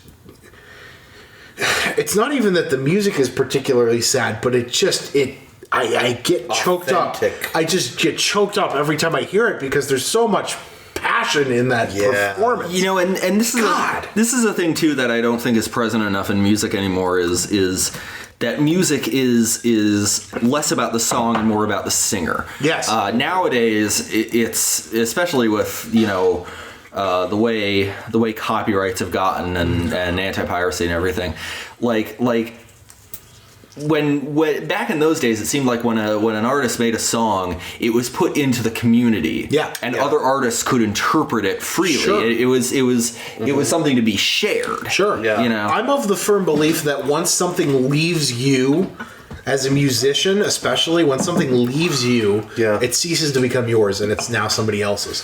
As the second enters the world, you don't own it. Correct. The very second somebody enjoys something and takes it as their own and finds their own meaning in it, it's not yours anymore. Right. And that's okay. And as an artist, I feel that way about Mr. Jones by the Counting Crows. you have to be okay with that. Like that's something that you have to be. I love that song, by the way. Yeah. One of my favorite songs. You have to be okay with that. This is also the reason that nerds still rage out about various re-edits of Star Wars. No, yeah, right. I agree. I do too. Once it's out there, it's like, to what degree does the content creator have the right to keep fucking with it? Once something's out there, it's yours. Yeah. Like as a consumer, it's yours. It's not the artist anymore. Yeah. That being said, shit like Limp Bizkit's cover of Behind Blue Eyes can just go and fuck right off. Right. Yeah. But They're not all just good just because. Hello, darkness, my old friend. I really hate that that's becoming popular. The Disturbed cover. Yeah. You know what? Like, I don't hate it. I don't like it as much as the original. I don't hate it. It doesn't hold a candle to the original. No, Disturbed's cover of His voice annoys me. Darkness softly creeping. Well, because to get to the core of it, I don't find that authentic. Sure. I don't find any kind of like really, really pronounced affect of your voice. I don't really find that authentic. Right. No, but it was like Janice was, if not anything else, nothing but authentic. Yeah. And I think that would be a great voice to have on here. She'd come on here with a bottle of Southern Comfort. I'm going to tell you guys a story my father told me. My dad, when he was in the Marine Corps, and he was stationed in Virginia, if I remember correctly, during Vietnam he got lucky. He was stationed in Virginia instead of having to possibly die and me not being here to tell you this. Man, I need to start really drinking. The show turned into a drinking episode. Sorry. He said he was out at a bar. He was on leave one night at a bar. Did he fuck Janis Joplin? No. Oh. Did your dad fuck Janis Joplin? God.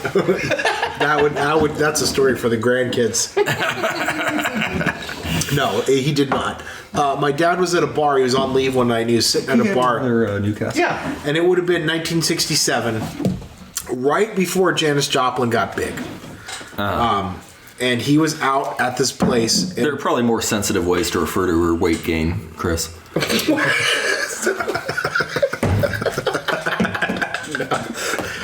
Smart ass. So she was at this bar that my dad was drinking at with his buddies. And Big Brother and the holding company was there playing to a small room. Mm-hmm. And she goes up on stage, and she didn't play for money. She played for 2 bottles of Southern Comfort. Yeah. She had them both up on stage with her. And she drank one entire bottle on stage. Jesus. By herself. Yeah. For the set, and then took the other one home with her. But my dad got to watch Big Brother and the holding company sing with Janis Joplin. In a small bar venue down south before they blew up. Like, how fucking cool is that? I don't think I have ever experienced anything like that. That's the coolest thing ever, right? Yeah. Think about the utter sadness of that. Like that's what she played for was. And then ultimately, if you guys don't know, Janis Joplin is dead. She basically drank herself to deth. Yeah. You know what I mean? Right. She, if she was alive, we wouldn't be talking about her. So spoilers for some of our next ones. Right. Yeah. Again, we're talking about only people that have passed. Because there's still a chance we could get someone like Henry Kissinger or is he still alive? Jose Canseco or Barack Obama on the show. Wait, for real? Is Kissinger alive? I think so. God, that's a shame. Yeah. I'm pretty sure he is. He's a sour crowd. Look it up. I've heard that joke before. Okay, I have It's a laser not funny. pointer for no reason. I just brought this downstairs. No, I think Janice would be someone whose story I'd want to hear. Yeah. Janice would be again. That's an episode where there would be no topic if she came on the show, except for her. She would be sitting, or Ben is sitting right now behind the bar. Yeah. I just want to know her life, and I want to give her a hug because I feel like her entire life, she was someone who, more than anything, just needed a hug. Yeah. She just needed someone to embrace her and tell her that everything was okay and that she was important. If we had her on, I'd want to talk bullies. God, and Fucking God Almighty. God, her music is important. Henry Kissinger's 94. Oh my God. Oh God. Such a shame. Yeah. Such a shame that he's not dead already. Yeah, I know, right? No, I think if I was going to pick a second would be Janice because she'd be the person I'd want to sit down and get stupid drunk with and hug because I value that music so much and there's so few.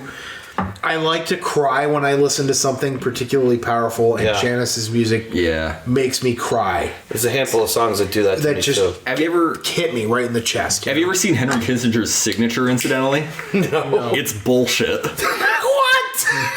That is bullshit. It looks like he's fucking flatlining. Yeah, I was gonna say it looks like an EKG where things did not go well. No, it's 90% of this signature is just straight horizontal line. What? This is a shitty signature. Fuck you, Dr. Kissinger.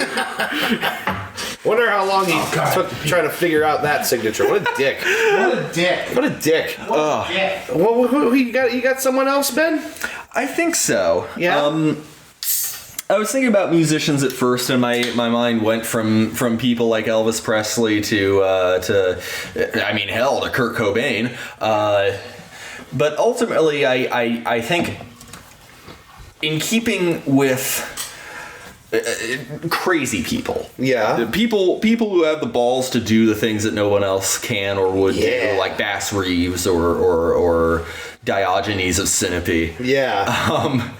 I think my choice would probably have to go to. I just had the name in my head and I've lost it.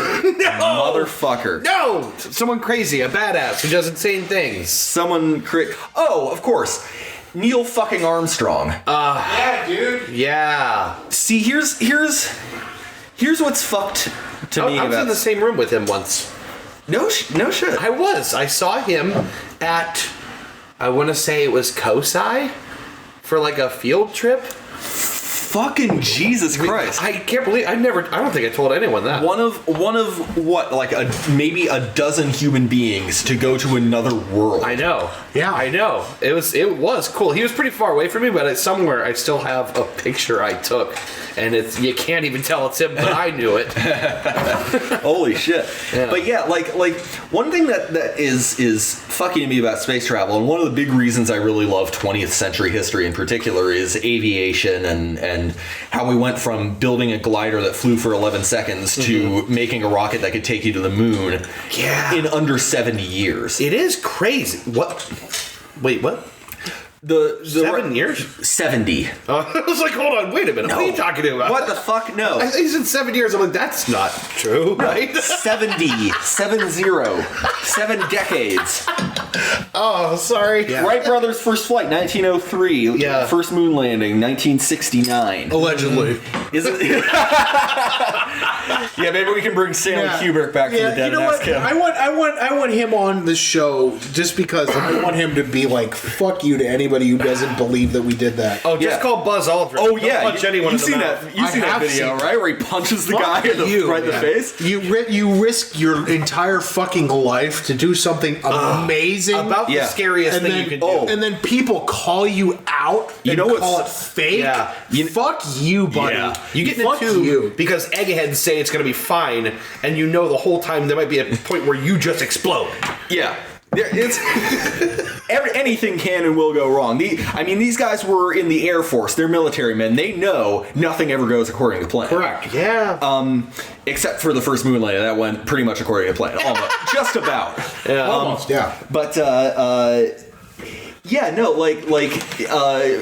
fucking Richard Nixon had a prepared speech for what would happen if they couldn't get back to the control module. That's a recommendation. And were stranded on the moon. Read that speech, because you can find it online. It is chilling as fuck. Their orders, if they couldn't get back to the module and were stranded on the moon, their orders were to continue their mission until they literally just couldn't anymore, physically couldn't. Ran out of oxygen, dropped dead. That's about the scariest thing I can imagine. It's absolutely fucking bone chilling. The speech is incredible. And they say something along the lines of it appears that fate has deemed that the men who were sent out into the world to explore in peace will now rest in peace forever or something. Yeah. You know what I mean? Like, God. Will now remain there to rest in peace or something like that. God, it's bone chilling. Imagine if we just had to leave some dead guys there for a while until someone could come get them. Right. I mean, God. Fucked. I mean, it would be weeks, months. Months. Yeah. They'd be fucking dead. Yeah. Yeah, it's but yeah, like to have the stones to do something like that and to go to the fucking moon. Again, because Egghead said it was going to be fine. Like, I can't stress enough. To me, that's the scariest thing. A bunch of guys with whiteboards said, it'll be fine. Yeah. Well, and like, we like to fantasize that we would do that, but I mean, in that position, would you? I mean, I don't know. I don't know if I have. I don't know if I have the stones to do that. I happen to like this planet very much. I happen to like my alcohol here. Yeah. I happen to like, unless there's some kind of moon whiskey they have. I do want that. Oh, it reminds me of another really sad story about the fact that whenever a space mission, a U.S. space mission comes back, there's before the mission launches. Yeah. No, that's wrong too. That's okay. Take your time. I'm sorry. I want to know what this is. I'm sorry. It's after because they wouldn't let astronauts do this the night before. When a space mission comes back, there's a lodge where the astronauts go, and in that lodge is a bunch of bottles of real good liquor. Yeah, this would have to be after. This would have to be after. You want people leaving for the moon hungover, man? So the crew gets to pick a bottle, crack it open, and just get trashed. Hell yeah. Hell yeah. And at the end of it, oh no, you know what it is? What happens before is they choose the bottle beforehand. So when they come, and they do it by slapping the mission sticker on the bottle. And then when they come back, they take the bottle with their sticker on it. Oh, I just got bummed out because I just realized there's a Challenger sticker on the bottle. There's two Columbia and Challenger. There are two bottles that are never going to be opened sitting in that lodge. Wow. That's sad. Yeah. Wow. Yeah. Oh wow. That just broke my heart a little bit. Man. Oh god. Because that's that haunting. liquor will never get drank. That's really the greatest loss of all here. They're never gonna let anyone drink it. Yeah, no. So before the mission, they slap the sticker on it, go up into space, come back, crack it open, and drink it. Yeah. Except for 2 bottles. Wow. Oh god, that's haunting. It's heavy. Yeah. But one thing I really want to ask Neil Armstrong, or Buzz Aldrin's still alive. Yeah. I can't discount the possibility that one day I'll meet Buzz Aldrin. Sure. Please. Yeah, right. The coolest fucking thing in the world. I want to know, like, what's it like to be like, up until this point in history, or John Glenn. I could ask John Glenn too, because the question is, up until this point in history, we've made maps based on our own exploratory techniques and like, this is what it probably looks like from the sky. Yeah. How does it feel to actually see it?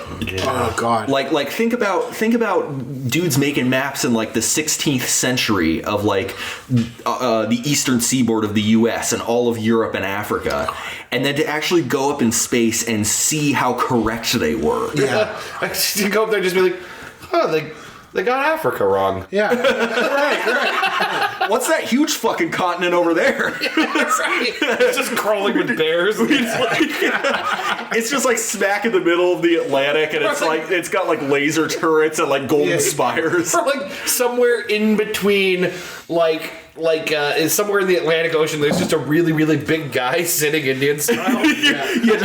just like trying to unstick a Chinese finger trap. He's just sitting there like holding his fingers. Fuck, damn it. Like, if you listen out, Who's that guy? Damn it!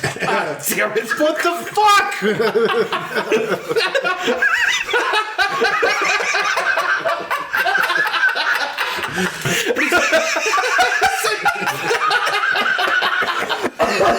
Just some guy like 300 miles high. Yeah, Like, this is a very tall man. Damn it. Shit! How did they miss that?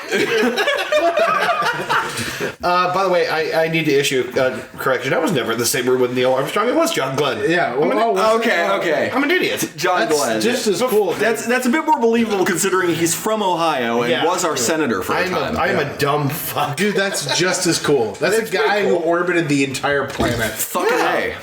Didn't First American to orbit the Hell yeah. Earth. Man, Jesus. what a fucking man that guy is. Yeah. Yeah, fucking He's a- proud Democrat. that fucking guy, man. That guy. When you, if you have a Google Maps trip laid out and you drive multiple states, as you cross boundaries, you get little cute icons of like things from the state for each state. So it'll be like, oh, welcome to Tennessee, and you'll see like a guy with a cowboy hat and a guitar or whatever, you know. Beating his wife. Yeah, right. When you cross into Ohio, there's an astronaut.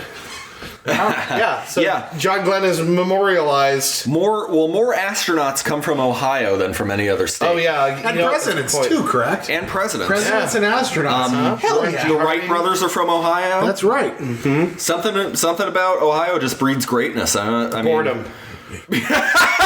I'm telling you, how shitty does your state have to be that people want to go to the fucking moon instead? You know, Stephen Colbert made this joke on the I remember the very first episode of the Colbert Report when he had that segment where he would interview representatives from different districts. The very first one was from Ohio, and he says more astronauts come from Ohio than any other state. That's right. What is it about Ohio that makes people want to flee the earth? Yeah, you're right. You're right. That's right. All credit to Stephen Colbert. Yeah. Yeah, no, but boredom for real. Almost definitely. Oh my god. I'm still thinking about that guy in the middle of the Atlantic. I'm sick of corn. I want to go to the moon. Corn's dead to me now. Fuck corn. I want to play with rocks. What's corn ever done for me? Is this all Earth life is? Working the cornfields and fucking my sister? God. No, I mean, can you imagine the conversation we would have with that? Like, again, the theme of this is the topic would be the person. Yeah. Do you know what I mean? Yeah. Like, I don't need to know anything else about anything else except you. Yeah. You know, if you're here. Yeah, You know? if we had some of these people on, we would just be sitting here with our jaws open. Just please say anything. And I know we got problems on this planet, but God, I would love it if we had a space program again. There is The wonder that inspires. I think you mean I know we have problems on this planet, therefore you should have a space program. Sure. Yeah. I'm just saying there's people a lot smarter than the three of us sitting here at this bar who say that in the next 100 years humankind cannot sustain life on this planet. We need to go look somewhere else. Yeah. So I mean, I don't know. There's a sensation I want to be described to me by someone who's been to space, which is, you know, how we can, you know, look up at the sky and see, you know, just how vast it is, and you know, look at the moon up in the sky and look at how just small it is compared to everything else. Yeah. What's that same sensation like looking at Earth when everything around you is space. Yeah. You know, and they say it makes you feel small, but I feel like that description doesn't do it justice. Sure. Like the entirety of human history is just on this big chunk of rock, and then everything else is just around you. outer space. This brings up a question in my mind is I wonder what the total is of human beings that have ever done a spacewalk. Because that really is the ultimate immersion into that emptiness. Is like being inside the ISS or something like that. Yeah. You're still looking at everything through portholes, essentially. Sure. Or window panels. I mean, you're aware you're inside a thing. But to be on the outside, which I know this doesn't happen often. It's like a thing that they prefer not to have to do for like really good reasons. Yeah. Because you're floating around with space garbage and, you know, like screws from a Motorola satellite and shit. Sure. You don't want to get like, you know, beamed and get flown off the thing. Right. But I wonder how many people have had that thing of like, I'm crawling on the outside of the thing, hooking up a tube, and then turn around and go, oh. Yeah. You know? Yeah, it's like even something as ridiculous as mountain climbing, where it's like, you know, okay, it's okay. I've got this ledge below me. You know, I've got these handholds here. There's fucking nothing but the spaceship. There's nothing but the fucking hull to hold on to. Yeah, and gravity. You know what I mean? Like, and void or lack thereof, I guess. Yeah. God, I can't even fathom that. Me either. From a pure curiosity standpoint, I mean, just to be in the same room as somebody who's been beyond. It's an experience that so few people can comment on. Yeah. It's like a gold. It's the diamond of human experience. It's God, so rare. I hope in our lifetime we see something like that happen again. Fun fact: diamonds aren't actually that rare. Right. No, yeah, artificial scarcity and Right. Yeah, Cartels. Sure.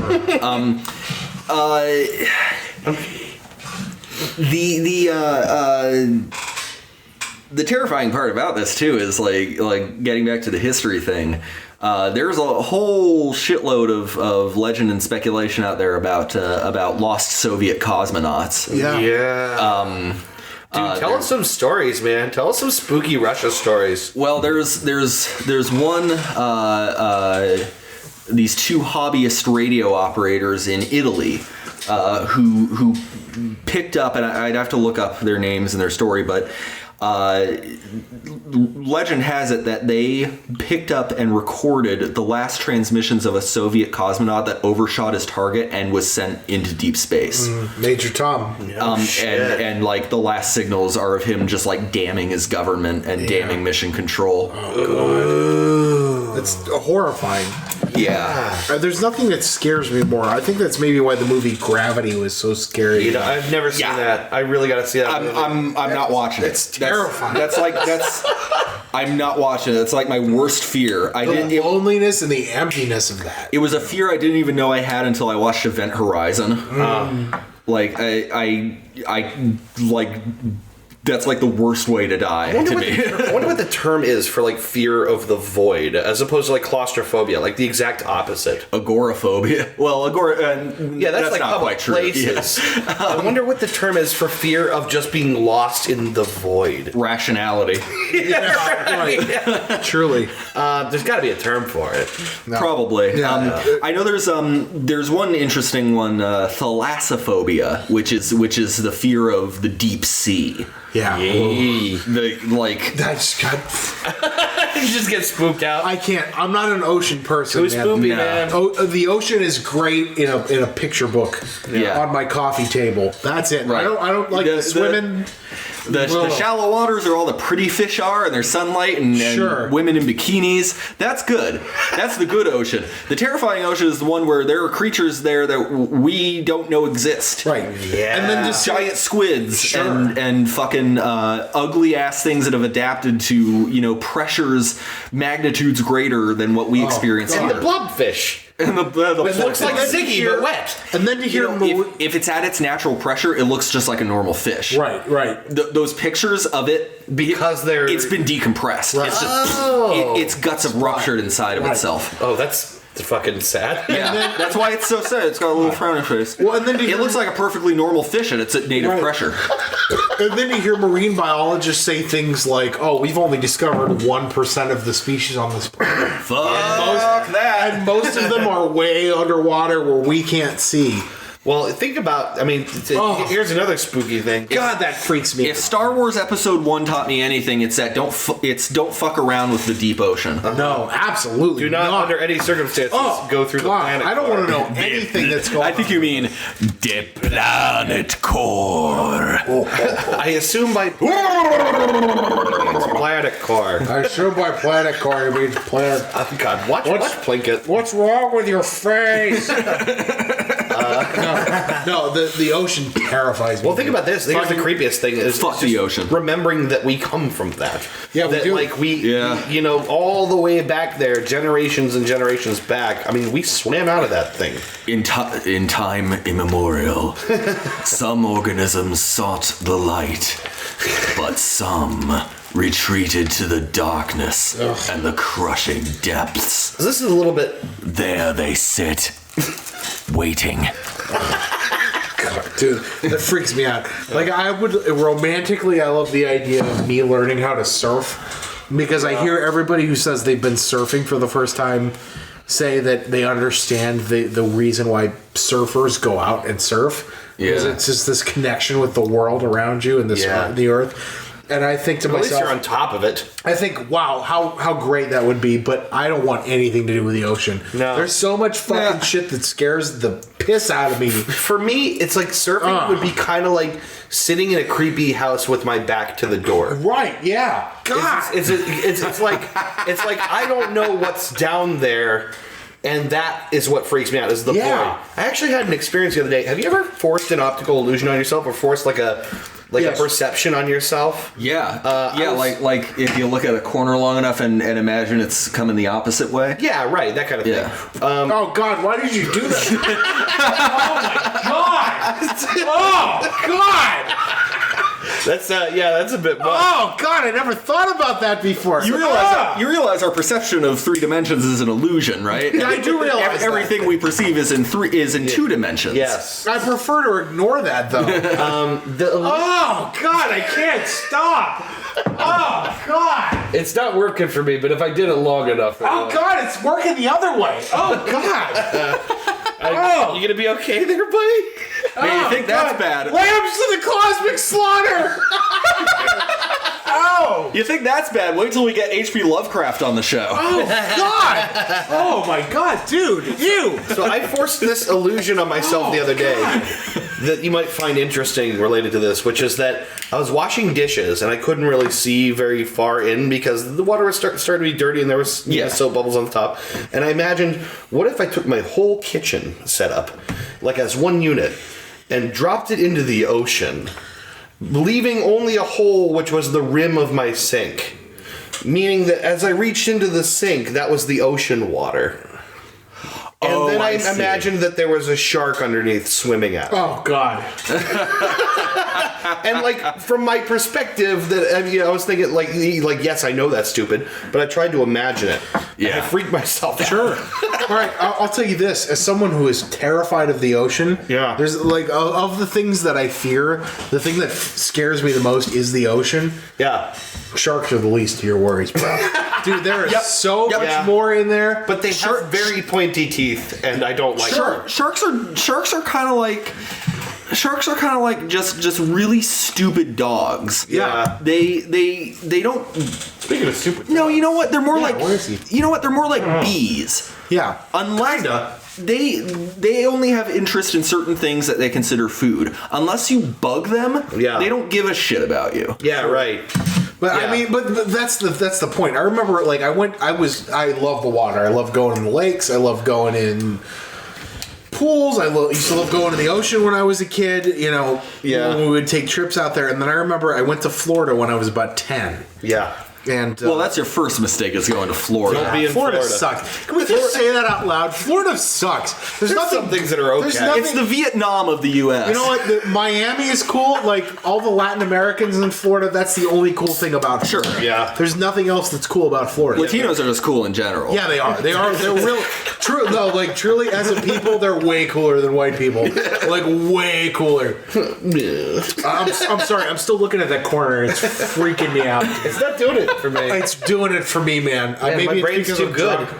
I just got this my great God. brain. Oh, thank God, you. it's Thank you, freaking me brain, out. for not freaking me No, out. but like, okay, I went to Florida and I remember the first time being scared, and my aunt told me years later, she's like, I am so sorry I ruined that for you. Because I used to love the water. Oh, no. And I remember going to Florida, and I can pinpoint the moment my fear of the ocean started. She was like, hey, when you're in the water, make sure you rake your, like, shuffle your feet on the sand, because there's stingrays down here and you don't want to step on one because it's going to hurt. Yeah. She said, just make sure you do the stingray shuffle and you'll be fine. And I remember 10-year-old me went, what? Cool, what? The thought never crossed. I was aware of all these things that swam in the ocean. I was never, it never hit me so close to home. No, I'm sorry.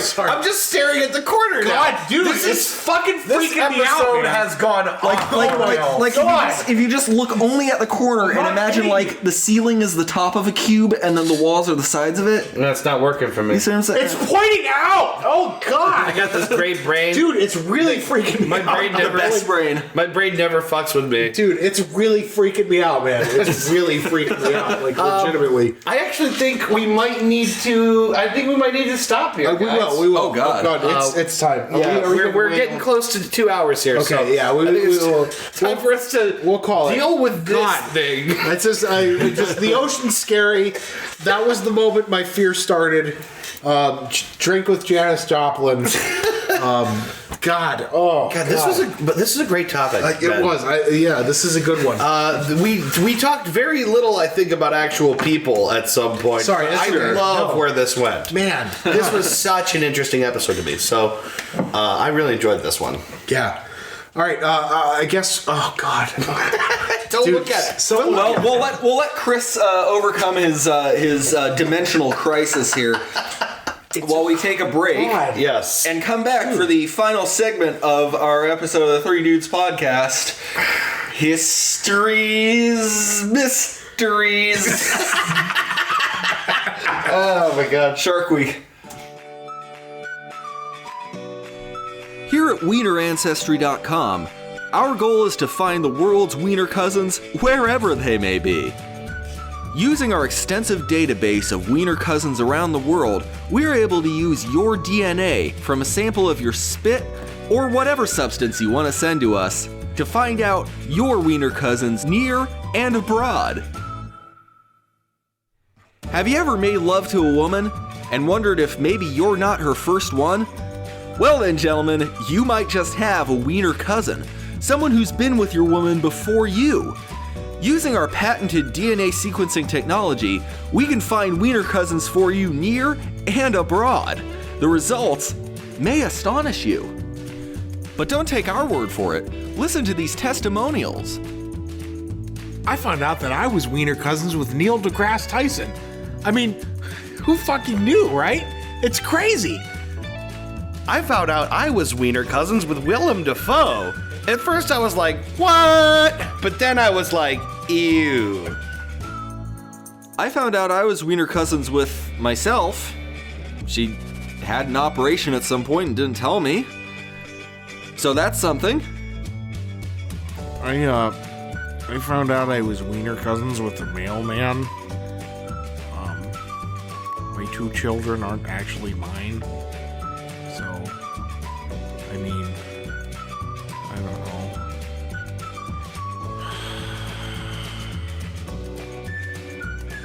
I found out I wasn't wiener cousins with anybody, which is not surprising because I've never had sex. Did I just say I've never had sex? Can you cut that out? I found out I was wiener cousins with a man named Edwin Clemens Jr. What was even more surprising was that he's been dead for 34 years. I have to talk to the wife about this. I found out that I was wiener cousins with a ship. Not surprising at all. My fucking whore wife. Looks like I'm not the first one to dig a finger into this shepherd's pay. I found out that I have a wiener cousin through my marital aid. I taped a picture of Courtney Cox to it, and they said they came brand new. I'm going to have to file a complaint about this, I think. Pay us a visit at www.wienercousins.com. Check us out on Facebook, Twitter, Instagram, Amazon, Discord, Tinder, Grindr, OkCupid, and Grubhub. Or call our toll-free number. Call within the next 15 minutes, and we'll provide you an analysis of your partner's pussy cousin, absolutely free. Who knew having cousins could be this exciting? WienerCousins.com, because birds of a feather together. A Roger Sick Bastard Corporation. God, all right, guys. I don't know if we're back yet or not. We're back. We're staring at the corner. Staring at the corner. I am gonna try to make this happen. I'm kind of seeing it. I settled down a little bit because Ben took his hands and slapped the walls and then the ceiling and then like did it in sequence. So I'm trying to see it. I'm perceiving it. I'm to the point now where I know that, spatially speaking, in my own mind, I know that I can slap all three sides. Is it that I'm not left enough? Maybe I'm not left. Come over. Come right behind my left shoulder. Come right over here and look at it, because like I'm at this point mentally now where I can see it both ways. I'm seeing like the roof of a building with like an indentation cut out of the corner. You know what I'm saying? I do actually. Yeah. See, it just flipped again, so it's going out right now. I can't see it. Okay. Maybe if I get lower. And now it's going the other way. Okay. It's so weird. Guys, I'm sorry about this. No, it's so weird. I'm done being freaked out about this because I know that you... Now that I saw you put your hands up against it, I know... You know what else helps is like moving your head around like this to kind of like... Yeah. Get your bearings in 3D. Yeah, it kind of like moves the angles, you know? Yeah. Oh, God, it's so weird. No, you know, man. I tried. I can't do it. It's I really so wish weird. I could. Well, like, you said that, and immediately I saw it. Yeah. Like, I never looked at it that way before, and my mind just saw it that way, the opposite direction, and it just threw my balance off. I know what this looks like, having seen it, like, you know, like in a two-dimensional setting, where it's just like an image. Lines. I can do that really well with an black image. lines on a white background, yeah. But my eyes are just, you know, this like I said, the stereoscopy thing, it just doesn't... It's got special eyes. It's so weird, man. Special eyes and a big brain. The only thing that stopped me from freaking out and not being able to live normally forever is you putting your hands on the he did. wall. He just put his hand in the corner and just started smacking the ceiling and walls. Yeah, so I could see where your hand lies flat. That's so weird, man. God, that's so weird. All right. Well, Well, I guess we should get back to it. I wanted to capture that for posterity. Yeah, no, worth it, man. Woo, weird. So anyway, we're back. We're coming up on the last segment of our show, and as always, we have recommendations. Yes, we do. For one another. Yes, we do. I've got a recommendation for, surprise, surprise, it's a video game. Oh, wow. Wow, that's breaking the norm. Yeah. Surprise, surprise, it's a Russian video game set in a post-apocalyptic environment. Oh, God, wow, that's really breaking That doesn't sound like it aligns with your interests. Yeah, but for real, last night I beat Metro 2033. I still haven't played this game, Great and I game, want to. Very good game. It's based on a book of the same title by a Russian author named Dmitry Gluchovsky. A Russian author named Dmitry. You don't say. Yeah, Metro 2033. Very good, very, I mean, you can tell playing through it that it's based on a book. Lots of narrative to uncover and unlock. And a very interesting moral dilemma throughout the game. Okay. Which I don't know. it highlights a lot about the nature of humanity and how like even after the apocalypse, like people still fight with each other and shoot each other over ideologies and all this stuff. It's very distinctly Russian in how pessimistic it is. How blunt it is when it shoves like the violence and terror of war after a third world war has devastated the planet. Shoves it right in your face. Otherwise known as next week. Yeah, right. Yeah, truly. But it does it builds the world very well. The game looks gorgeous. It does look very gorgeous. I recommend if you're going to pick it up on Steam, pick up the Redux version. Okay. They've made some. Redux version is largely the same, but they've added one or two features and made some dramatic improvements to the engine. Okay. Russian games have a reputation of not being ported very well. Or not being optimized very well. I was going to say, you told me that game was a bit of a resource hog. Yeah. I'm sure it's not a problem with your current rig, but it might have been with your last one. I know, like on Xbox, you could buy Metro 2033 Redux on the Xbox One for $20. Yeah. I don't know what the Steam price is. You know what? Let me just look up the Cheap Shark price while you're talking about it. Definitely do it. It's an older game. It came out some years ago. It's horrifying. It seems like it would. It is kind of horrifying. It's not a pleasant game. No, it's not. Plot wise, setting Gotta wise. eat rats. I'm wondering if you gotta eat rats. No. One of the neat things in the game is it uses a very interesting currency system where you can collect military grade ammunition throughout the game. Now that's the only currency that you have. You can trade that for weapons, supplies, stuff like that. But it's also way more effective than like the standard ammo that you'll pick up. Okay. So you can use it, but you'll be shooting your own money into your enemies. Interesting.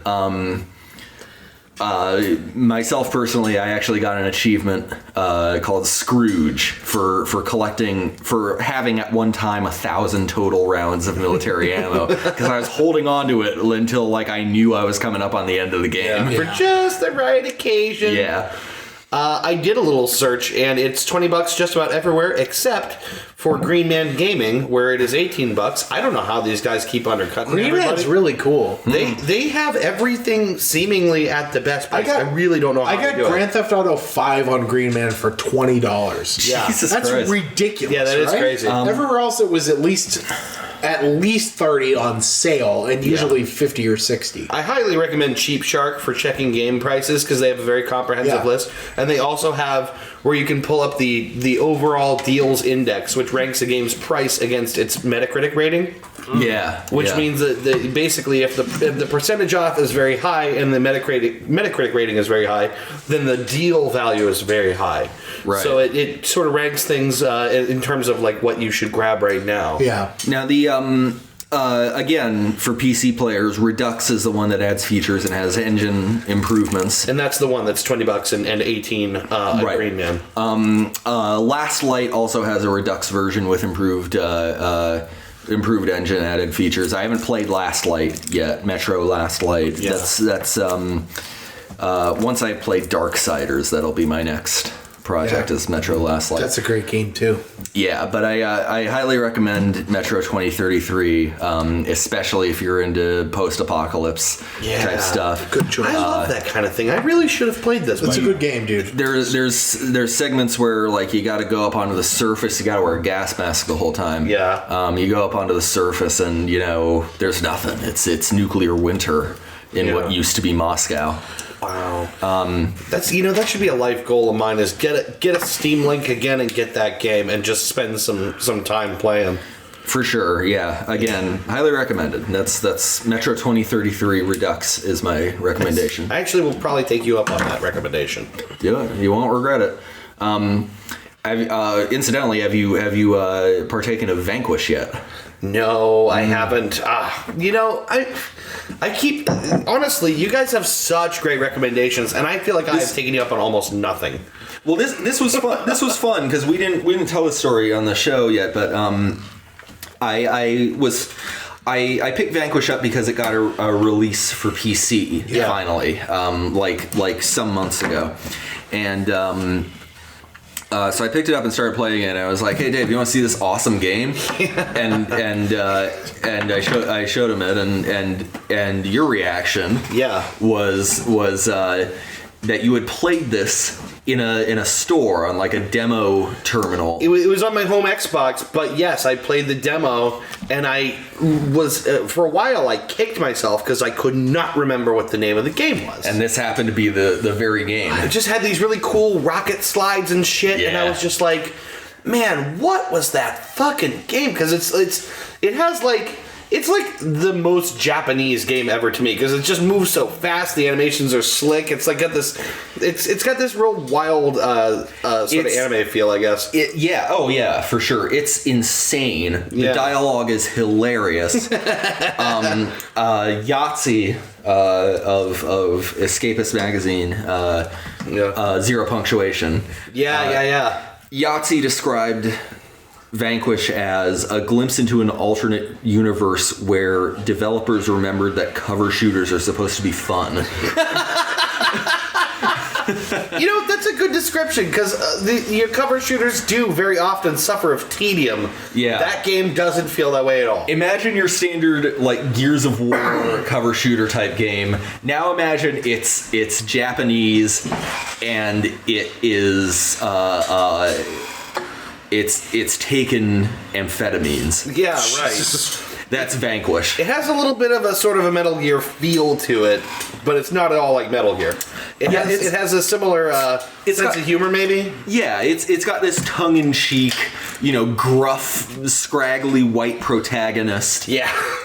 He talks like this and he smokes a cigarette. Yeah. It's just man, it's hard for me to hate any game where someone smokes cigarettes. I know, right? Immediately, I even still like 2 years, which I think next week is going to be my 2-year no smoke anniversary. Oh boy! How about that, right? Damn. Yeah, Congratulations! I still identify with that person because I still get cravings for cigarettes. I gotta tell you, the fact that you sit in this room with me once a week and let me smoke cigarettes around you and keep your head on straight, doesn't you bother deserve me. all the credit. I get the cravings, but you know what? You can deal with them. Once you get to a certain point, you can deal with them. The only thing that would maybe make me smoke ever again would be some catastrophic, family event, or you know what I mean. Or if the Russians nuke us and we have to retreat to the subway that we don't have in Youngstown. There's gonna. Since we've talked about this, let me say this to you. Just because it came up, if you ever smoke again, you will not come back out. Okay. Don't ever fucking forget that. Okay. I know. Don't ever fucking forget that you can't just have one. Right. I know. Because that's what happened to me. I won't. Yeah, I won't. What happened to me was I quit for a year and a half using e-cigs, like a nicotine replacement. I was still getting nicotine. And one day I told myself, I could have just one. Yeah. Bought a pack that night. Fell right back in. Don't ever fuck with it. Well, it's I'm sorry, I didn't mean to No, I'm glad we touched on it real quick. It's an addiction thing, man. It's like and I had the fortunate experience of having to go through like a treatment program for it. And it was free. I did it because it was free. They gave me my patches for free. They gave me the gum for free, and I had to go to a weekly meeting like I was in AA or NA. Yeah, and I had to talk about why I smoked and coping mechanisms and all that shit. Yeah, I had that's a fortunate experience. A lot of people, and I was one of those people. Like you look at it and you go, "Oh God, I don't want to have to do that." Yeah, like it was really fortunate because I got to examine that. Yeah, and why you smoke and you know how much money it costs you, and you realize that it's one of the aside from alcohol, it's the second to last legal drug that we sell to people. Right. Yeah. You know what I mean? And you can get anywhere. And that's it is a fucking drug. It's a drug, dude. It's super easy to get right back onto, and you're fortunate enough in that you were smart and didn't start smoking. Yeah, Ben never made this mistake on the scale that we goodness. did. Dude, you're right. As he faces as he continues to chug the rest of a Newcastle. Well done. Yeah. Truly. Well, I remember you telling me. I'm just glad I'm not an addict. Yeah. I remember you telling me, Dave, after I quit smoking, I was know. 6 weeks quit. We're sitting on the couch drinking. I feel like we've told this on the show, but I want to hear it again. Natty Light or Bush Light or something, and you're like, "Man, I'm proud of you for quitting smoking." And you stared at me, and then you're like, "Never quit drinking." And I can't. It's one of those things. Like it's cool to be an addict of something, and then to go. This is smoking, by the way. Incidentally, is the only addiction you can have where you can come back out, and do you know what I mean?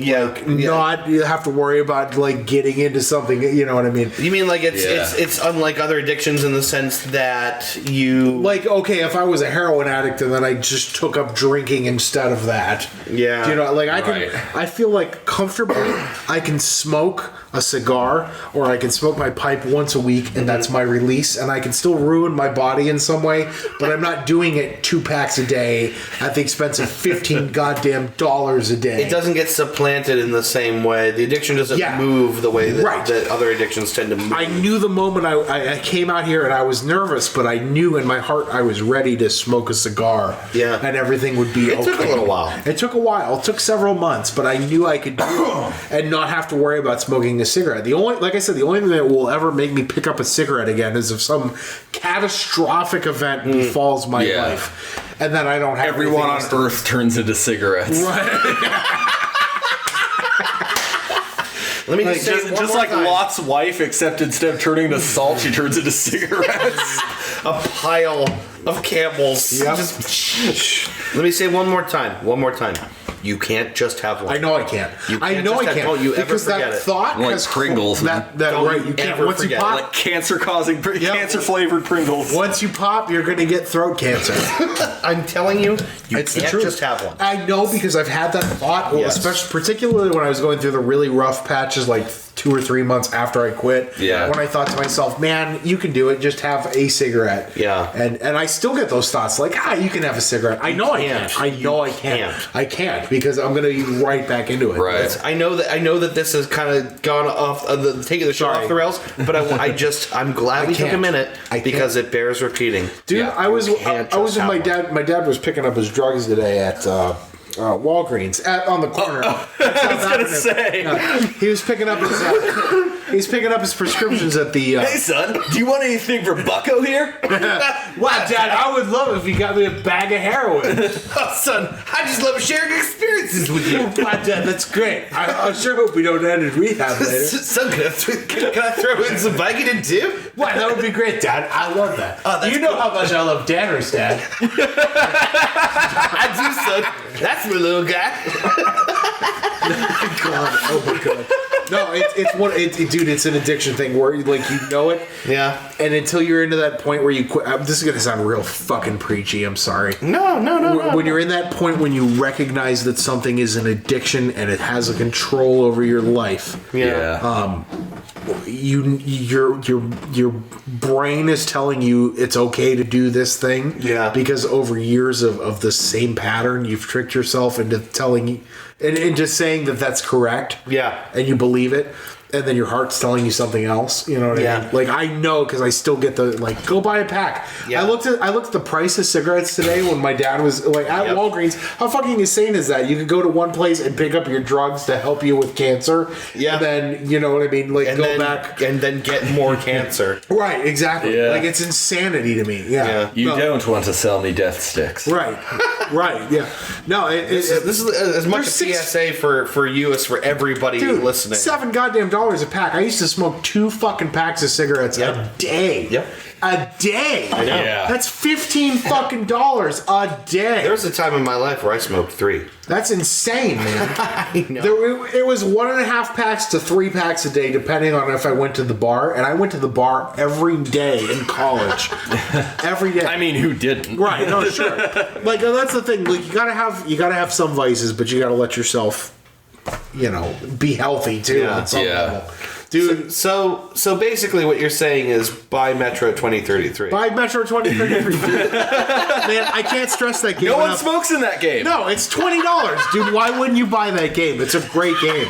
That's the same as 3 packs of cigarettes. You can buy that game right now. $20, man. Quit smoking. You can either get your fix for a day and a half, maybe, if you're not going to the bar, or you can buy Metro 2033. Shoot mutants and shoot. Actually, there's Nazis in the game. Shoot Hell Nazis. yeah! Fuck Nazis, dude. You know what's one of the first things to die in nuclear apocalypse? Big tobacco. Hell yeah! Hooray! Yeah, fuck you, Big we Tobacco. finally got him. All right. Sorry, guys. The head of Philip Morris is just going, nuclear weapons, my one weakness. Yeah. My one and only My weakness one and only weakness. is complete catastrophic wipeout of society. David, your I recommendation. have a recommendation. It's going to still be on Vices, funny enough. Yeah. Last night, after doing a little cleaning and trying to figure out what to do with my evening, I settled in to watch Ken Burns' series on Prohibition. Yeah. I know I'm always talking about documentaries. Interestingly enough, today is the day that Al Capone was sent to jail No kidding. for tax evasion of all things. That's what they always get him on. It's the technicalities with the mobsters, right? So I sat down last night and I popped this on and I was sitting there eating some cheese dip and I thought, this would be better with a beer. Yeah. So Yeah, the I'm watching documentary on Prohibition. because the thing is, they're telling the history of. There's so many things I could tell you about this. I'll tell you a few later. But they're talking about all the history of drinking in America and everything it meant to people and how it changed and the dries and all this shit. Johnny Appleseed didn't plant those apple trees for people to eat apples. Yeah, he didn't want you to have a fucking snack. They made cider out of that shit. Yeah. So I'm watching this and going, I need a beer. I'm going to drink a beer with this. And it made it a lot more fun. And then I thought, oh shit, I should finish my beer. So I put the Drogtoberfest in the keg. It's sitting in here now. Yeah. We successfully killed the keg last week. Last week, Sunday, at Stranger Things night. So the old beer is gone in with The Davenporter. The Davenporter. Yeah. The Christy Davenporter. I still love that name. So I watched the first 2 episodes of 3. Yeah. I will say I super, super recommend this. Okay. Some of the things you see in there are just downright mind-blowing. I'm sure you've probably seen some footage of things like this before. But as Prohibition is happening, and as people are seizing large, supplies of whiskey and bottles of stuff, and then they're smashing it in the streets with hammers and baseball bats, and you just watch it run into the gutter. No. Yeah, it's astounding. Okay, I have a new top fear now. Hey, it could come back. We got a teetotaler in the White House, man. It could happen. It's some of the things. Wait, really? He doesn't drink. Donald Trump doesn't drink. Not at all. Shocking, right? No, not at all. What? Yeah. That does not. Well, he supplants all that sort of with weird perversion and urine fetish. Not even like a glass of wine with the his man well done steak. Does not drink. Can we? I know we've said this on the podcast, but like a man. I've opened the can of worms again. A man who doesn't have his steaks at least medium. Yeah. What kind of fucking animal? And then he Really eats them with upsetting. ketchup. And eats them with ketchup! What kind of fucking animal orders a slice of Kobe beef? Yeah. Well done with ketchup. You fucking asshole. Ketchup is the Cleveland Browns of condiments. God! Ketchup is a condiment that makes everything taste only like it. Ketchup is the Cleveland Barons of condiments. You fucking animal. What's wrong with you? It's by far the worst thing about So anyway, I'm getting upset. I cannot believe It's a fact. he doesn't drink at all. It's a fact. And actually, when you think about it, it explains a lot about him. And actually, I think it actually is in line with his personality. How can you trust a president that doesn't drink? Right. I think This is a country that was founded on alcohol. Well, that's very interesting. You should say that. Yeah. Because the Prohibition documentary starts with some stories about early America. Yeah. Like, for example, the fact that when the Mayflower came over it was jam-packed with booze. Yes, it was. It was, when people were settling in small towns, there would be a bell rung twice a day where people would stop working and the men would go drink. Yeah. Happy hours. Yeah, not one but two happy hours a day. Mm-hmm. Dos horas. And for a long time, it worked out really well. Yeah. What changed was distillation. What happened was people got really, really used to drinking as a part of their daily routines, and everything was basically hunky-dory for the most part. People were drinking relatively low-strength beer, probably not that different from, like Newcastle Brown Ale. 4% beer. 4% beer. We're talking 4% on average, probably not much more. Right. Now, all of a sudden, a large amount of straight up, poison is introduced into the supply and people drink it the same. Yeah. So you have a major breakdown and a serious addiction crisis that is everywhere. Yeah. The reason that Prohibition was allowed to happen was because America was a 17-year-old that got into its parents' liquor cabinet. America didn't know its limits. God, that goes along with our last week's topic. I know, right? I mean, that's a great example. 17-year-olds getting into their parents' liquor cabinet. I know. That's sort of why I said it, is that we know what happens, is that we weren't ready. Yeah. We weren't ready. We were so used to drinking as a regular part of daily life, and for the most part, it was pretty much okay because it was difficult to acquire enough to get ruined back in those days. I get it. All of a sudden, we have really potent shit being treated like the old shit. And, you guys have been drinking a while. You know what it was to get out of beer and into liquor, maybe. You guys have been drinking a while. Yeah, I mean, it's a whole different ballgame. Yeah. America did that as a fucking country. So, it's really, really interesting. I super recommend this. I don't want to take too much more time on it and spoil anything fun. But the Prohibition documentary follows the struggles of basically cities versus rural areas. Sure. It follows, tensions between the sort of people who... I think there's a quote they open it with, and it's something like, I can't remember who said it, but nothing needs so much policing like other people's behaviors. Sure. Right? It's the desire to control other people. Sure. Or to look into other people's, problems and try to solve them. Sure. It's interesting, historically looking back, that Prohibition was a progressive cause. Yeah. Right. It was not, we think of conservative and progressive a little bit different today. Sure. Conservative, liberal, progressive. We think about things differently. It was a progressive cause for the benefit of poor immigrant communities who were not consulted about what was best for them. Yeah. To whom drinking was very important. The Germans that founded every major brewery in the United States were not consulted. It was very, very important to them. So, again, I know I'm prattling on here. Watch the Prohibition documentary. If you have even a passing interest in history and booze, it will scratch the itch. It's 20th century history, so it scratches my fucking itch, I'll tell you that. Absolutely. And it's only 3 episodes. It's not that huge an investment. I'm watching the 3rd one very soon. So, I can't wait to see how it ends. Chris, your recommendation. Your recommendation. I have 2, which I will not take up a ton of time with, that I will touch on very briefly. The first one, last week, I'm going to do another album. As is Ben's tradition is video games. As a tradition? Yours tends to be documentaries. Mine tends to be albums. Yeah. Mine is usually shit on Netflix. Sure, which is fine. That's the average person. Yeah. So let's go into an album. I'm going to let you guys kind of pick between 2. I'm going to go with, last week I had one that I said was a metal album. I guess a better addendum to this is, do you want to do a 60s hard rock album or 70s hard rock album? I'm not quite sure the exact time frame. Or do you want to do a rap album? Let me know and I will tell you which recommendation I give. I have so many... Here's the problem, is I have so many albums to recommend that I can't decide on all of them on a week-to-week basis. So I'm going to let you guys kind of pick from now on. Ben and I have mouthed it to each other. We agree. Rap. You want to do the rap album? Yeah, let's give it to us. The rap album that I'm going to choose as a recommendation this week is an album by the rapper Common.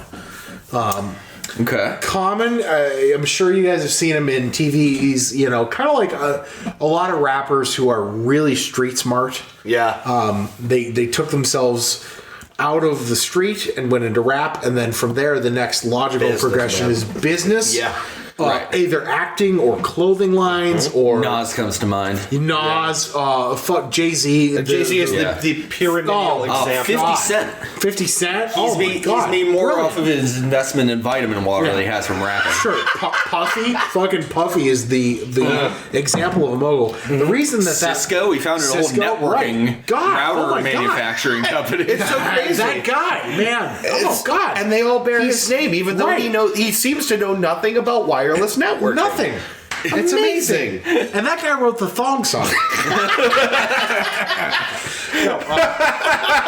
Moguls. And the reason, I always say the reason that works is because those guys came from a very hardline business. Yeah. With, like the drug business. Yeah. Right. Coming out of the streets. It's going legit. And they took that into something productive and something that most people can consider tangible in everyday society. It's just parlaying your skills into a legal version of those skills. So Common, the rapper Common, comes from Chicago, and he's been in several TV shows as an actor now. But he wrote and created several great staples to hip hop. One of the albums that comes to mind is an album called B, which is not my recommendation, but it is considered to be one of the greatest rap albums ever made. You know what I mean? B-E. Oh, B, as in to exist. Yes. A command. Yeah. Yes. And that's a great record. But the record I'm going to recommend is one of his early ones. It's a record called Resurrection. Okay.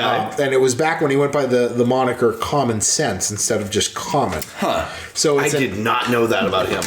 So to set the era, this album came out in like 1994. So this is after a lot of albums that came out in the early. Okay, so this is a time frame in hip hop where East versus West was a big thing. You had the Biggie and Pac feud going on, or it was kind of pre Biggie and Pac, but those guys were still out. You know what I mean? It was East Coast and West Coast, and then you started to see southern rappers and then like northern rappers come out and they were showing there's more than just two styles. There's guys from all over the country who it's like cuisine. There's something everywhere, right? Who can do their thing, and there is, just like the blues, there's very distinct sounds for very distinct parts of the country. And brief sidebar. Have you ever seen the Mr. Show sketch about East Coast, West Coast ventriloquists? I have not. Yeah, I have. Yeah, I think you showed me, in fact. Worth a watch. Okay, I'll have to keep that in mind. So this is, I don't know if it's first album, I think it's his second album actually, by Common. It's called Resurrection. Okay. Came out in 1994, and the best way I can describe it is like really breezy Chicago style rap, which wasn't a thing before this album came out. Interesting. Lyrically speaking, I mean, he's on par with some of my favorite rap lyricists. Nas, Biggie, just on point lyrically. And then the sound is still decidedly East Coast, but with a little airier tone to it. Okay. This was an album that I listened to into my 20s, where I have this bad trend with music where I get into pockets where I consider myself to be a snob on certain things, and then when I hear something else, like I get into like this deep seated thing where only the music I like is good music, but I can't listen to pop music because that's the antithesis. There's really good pop music that comes out nowadays. Right. The older you get, the less that happens, and it's largely because you're not trying to get laid as much. Correct. Yeah, that's a really the older I get, the less I'm a snob, and it's because I'm not trying to impress people to get laid. That's exactly the point. And that's part of it. Is like the rap music that I knew was largely divided into East Coast and West Coast. The Chronic, Doggy Style, West Coast, that was pretty much it. And then East Coast, anything the Wu-Tang Clan did and Biggie, you know what I mean? Like I divided it into those two things, and then I started listening to like some of the stuff from everywhere else. Yeah. And this album that he did is a really Yeah, great, really good production, but as far as lyricism goes, it's one of the best rap albums I've ever heard from a poetic standpoint. Would you describe it as out of the ordinary? It is, you know what? Out of the ordinary lyrically. Would you describe it as not typical? I would describe it as atypical lyrically. Would you Only say lyrically. it's not common? I would. I can't believe you did see that coming. I knew you were going to get it. I had to say it. It's truly uncommon. No, Common is quite uncommon here. Ironic, isn't it? I'm trying to think of some of the tracks on that album. A lot of it is written from the perspective of a kid who is coming to grips with his own artistic strides. Yeah. And trying to put it into words. And him expressing it vocally. As far as beats go, the beats are really good, but you know they sound largely East Coast with a little airier tone to it. But lyrically speaking, it's his writing that shines through really good, and it's a great album. Ben, in particular, I want you to listen to this one because I think it's one you're really gonna like. Resurrection by Common. Yeah. Nice. Again, if you look up Common Resurrection, it'll come up real easy. But I think it was Common Sense when he went under that moniker. Sure. But lyrically speaking, it's really good. I don't have a good description for it other than that. It's just it's one that you should listen to if you're a hip hop fan because it's very, very well done. And your second recommendation? My recommendation is a movie, actually. And I'm going to get back to something that we talked about doing a long time ago that we never ended up doing, and I would love to do. I want to watch more movies as the Dude Group. Yeah. And one of the movies that I think maybe the first one I want you guys to watch because it's so necessary as a fan of film to watch is the movie Apocalypse I Now. knew it. Yeah. I want you guys to I watch think this the is movie. a past recommendation, and It the is fact a that it's past come back up means we're really slacking. You are slacking. We are. I know. It is a recommendation I've had before. I want you to. You gotta go pee. Go do your thing. No. Let's. Okay, sorry. You look like you gotta pee. Apocalypse Now. I've said it before on the show, I'm sure. It's a movie where you can take a still frame from any point in the film and hang it on your wall as a piece of art. Right. Purely from a cinematography standpoint, it's incredible. The story is incredible. Marlon Brando takes 5 minutes of screen time and holds the movie in the palm of his hand. From a performance standpoint, it's a clinic on how to be an actor. And it's incredible. It's I really worth a wanna watch. see this. I'm going to bring it over. I'm going to bring it over. Yeah. And we're going to watch it one night.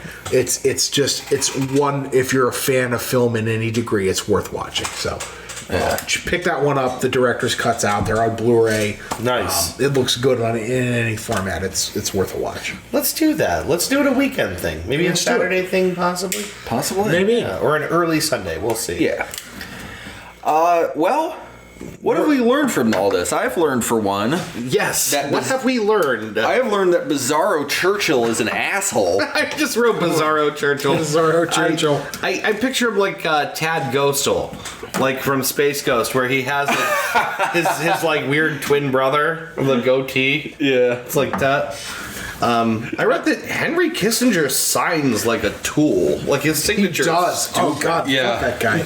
I learned that Nestle is the superior chocolate bar, obviously. Fuck you, Hershey. I'm done with Hershey. Fuck you. over them. I am super done with Hershey. Yeah. Except for their Jackasses. peanut butter cups, because come on. No, you gotta go Reese's, dude. That's Reese's. Oh, it's not Reese's. That's Well, aren't they Reese's. Hershey? No. Reese's is its own thing. Oh, cool. Oh, good. We're good. We're good. Then we're good. We're fine. We're good. I read that Janis Joplin is a major cutie. I don't know how I didn't realize. Yeah. She's super adorable, right? Yeah. I fucking love her. I wrote Fuck the Ocean. Yeah, fuck the ocean. Fuck the ocean. I learned that earning more money is a good problem to have, but still a problem. Yeah. I learned that sharks are bees and corners are evil. Yeah, incidentally, I wrote Chris Hates Corners. Yeah, I do, dude. Yeah, don't look at it. Don't do it. I learned that loud grunting at the start of an episode really wins subscribers. After every break, you need to just grunt loudly. I wrote, do a good job, dumbass. Yeah, there you go. Stop doing bad jobs. I learned that there's a gigantic man in the Atlantic Ocean with his fingers in a Chinese finger trap. Which I didn't know that before. Yeah, I think his name is Philip. Phil, yeah, that's a good. Last king of Atlantis. I learned that you just don't challenge Dave on his choice of coffee. I will dig in, as you have learned. Oh God. What else? I have. I like beans. Semicolon. I like toast. What's the problem? What's the problem? Ain't no problem with that. Save I like the toast. queen. Anything else we got here? It does it for me. That's literally all I learned. Oh, okay. I guess I have one more then. I wrote, that liquor will never get drunk. Meaning, oh, God. Sorry to bring it down and Yeah, a low note. it's really nice to end on a low note, buddy. That the Challenger liquor. They will never is let anyone somewhere drink it. Nobody's ever going to drink that liquor. Well, hey, as long as kittens still exist, we're good. We're a happy world. Yay! Hooray for us, the human race. Ben needs to pee. Fuck Ted Cruz. Fuck Ted Cruz. Fuck you, you We're out. Zodiac killer motherfucker. We out. We out. We Next out. time on Three Dudes You Show. suck. Nobody's ever. Dave hosts. Yay! Yeah. Yeah! Fuck you, Ted Cruz. You suck, you piece of garbage. Booger-eating piece of shit! You Troll-faced buffoon. You ugly, weird Eddie Munster wannabe! You claiming 36 bodies, motherfucker. You fake smiling, fat-faced, dumb fuck! You dirt-smeared dirty person. Your daughter doesn't love you and want to kiss you, motherfucker. I think that about does it. We'll see you next week here on Three Dudes. Ted Cruz is not invited to listen to the next episode. And he's the Zodiac killer.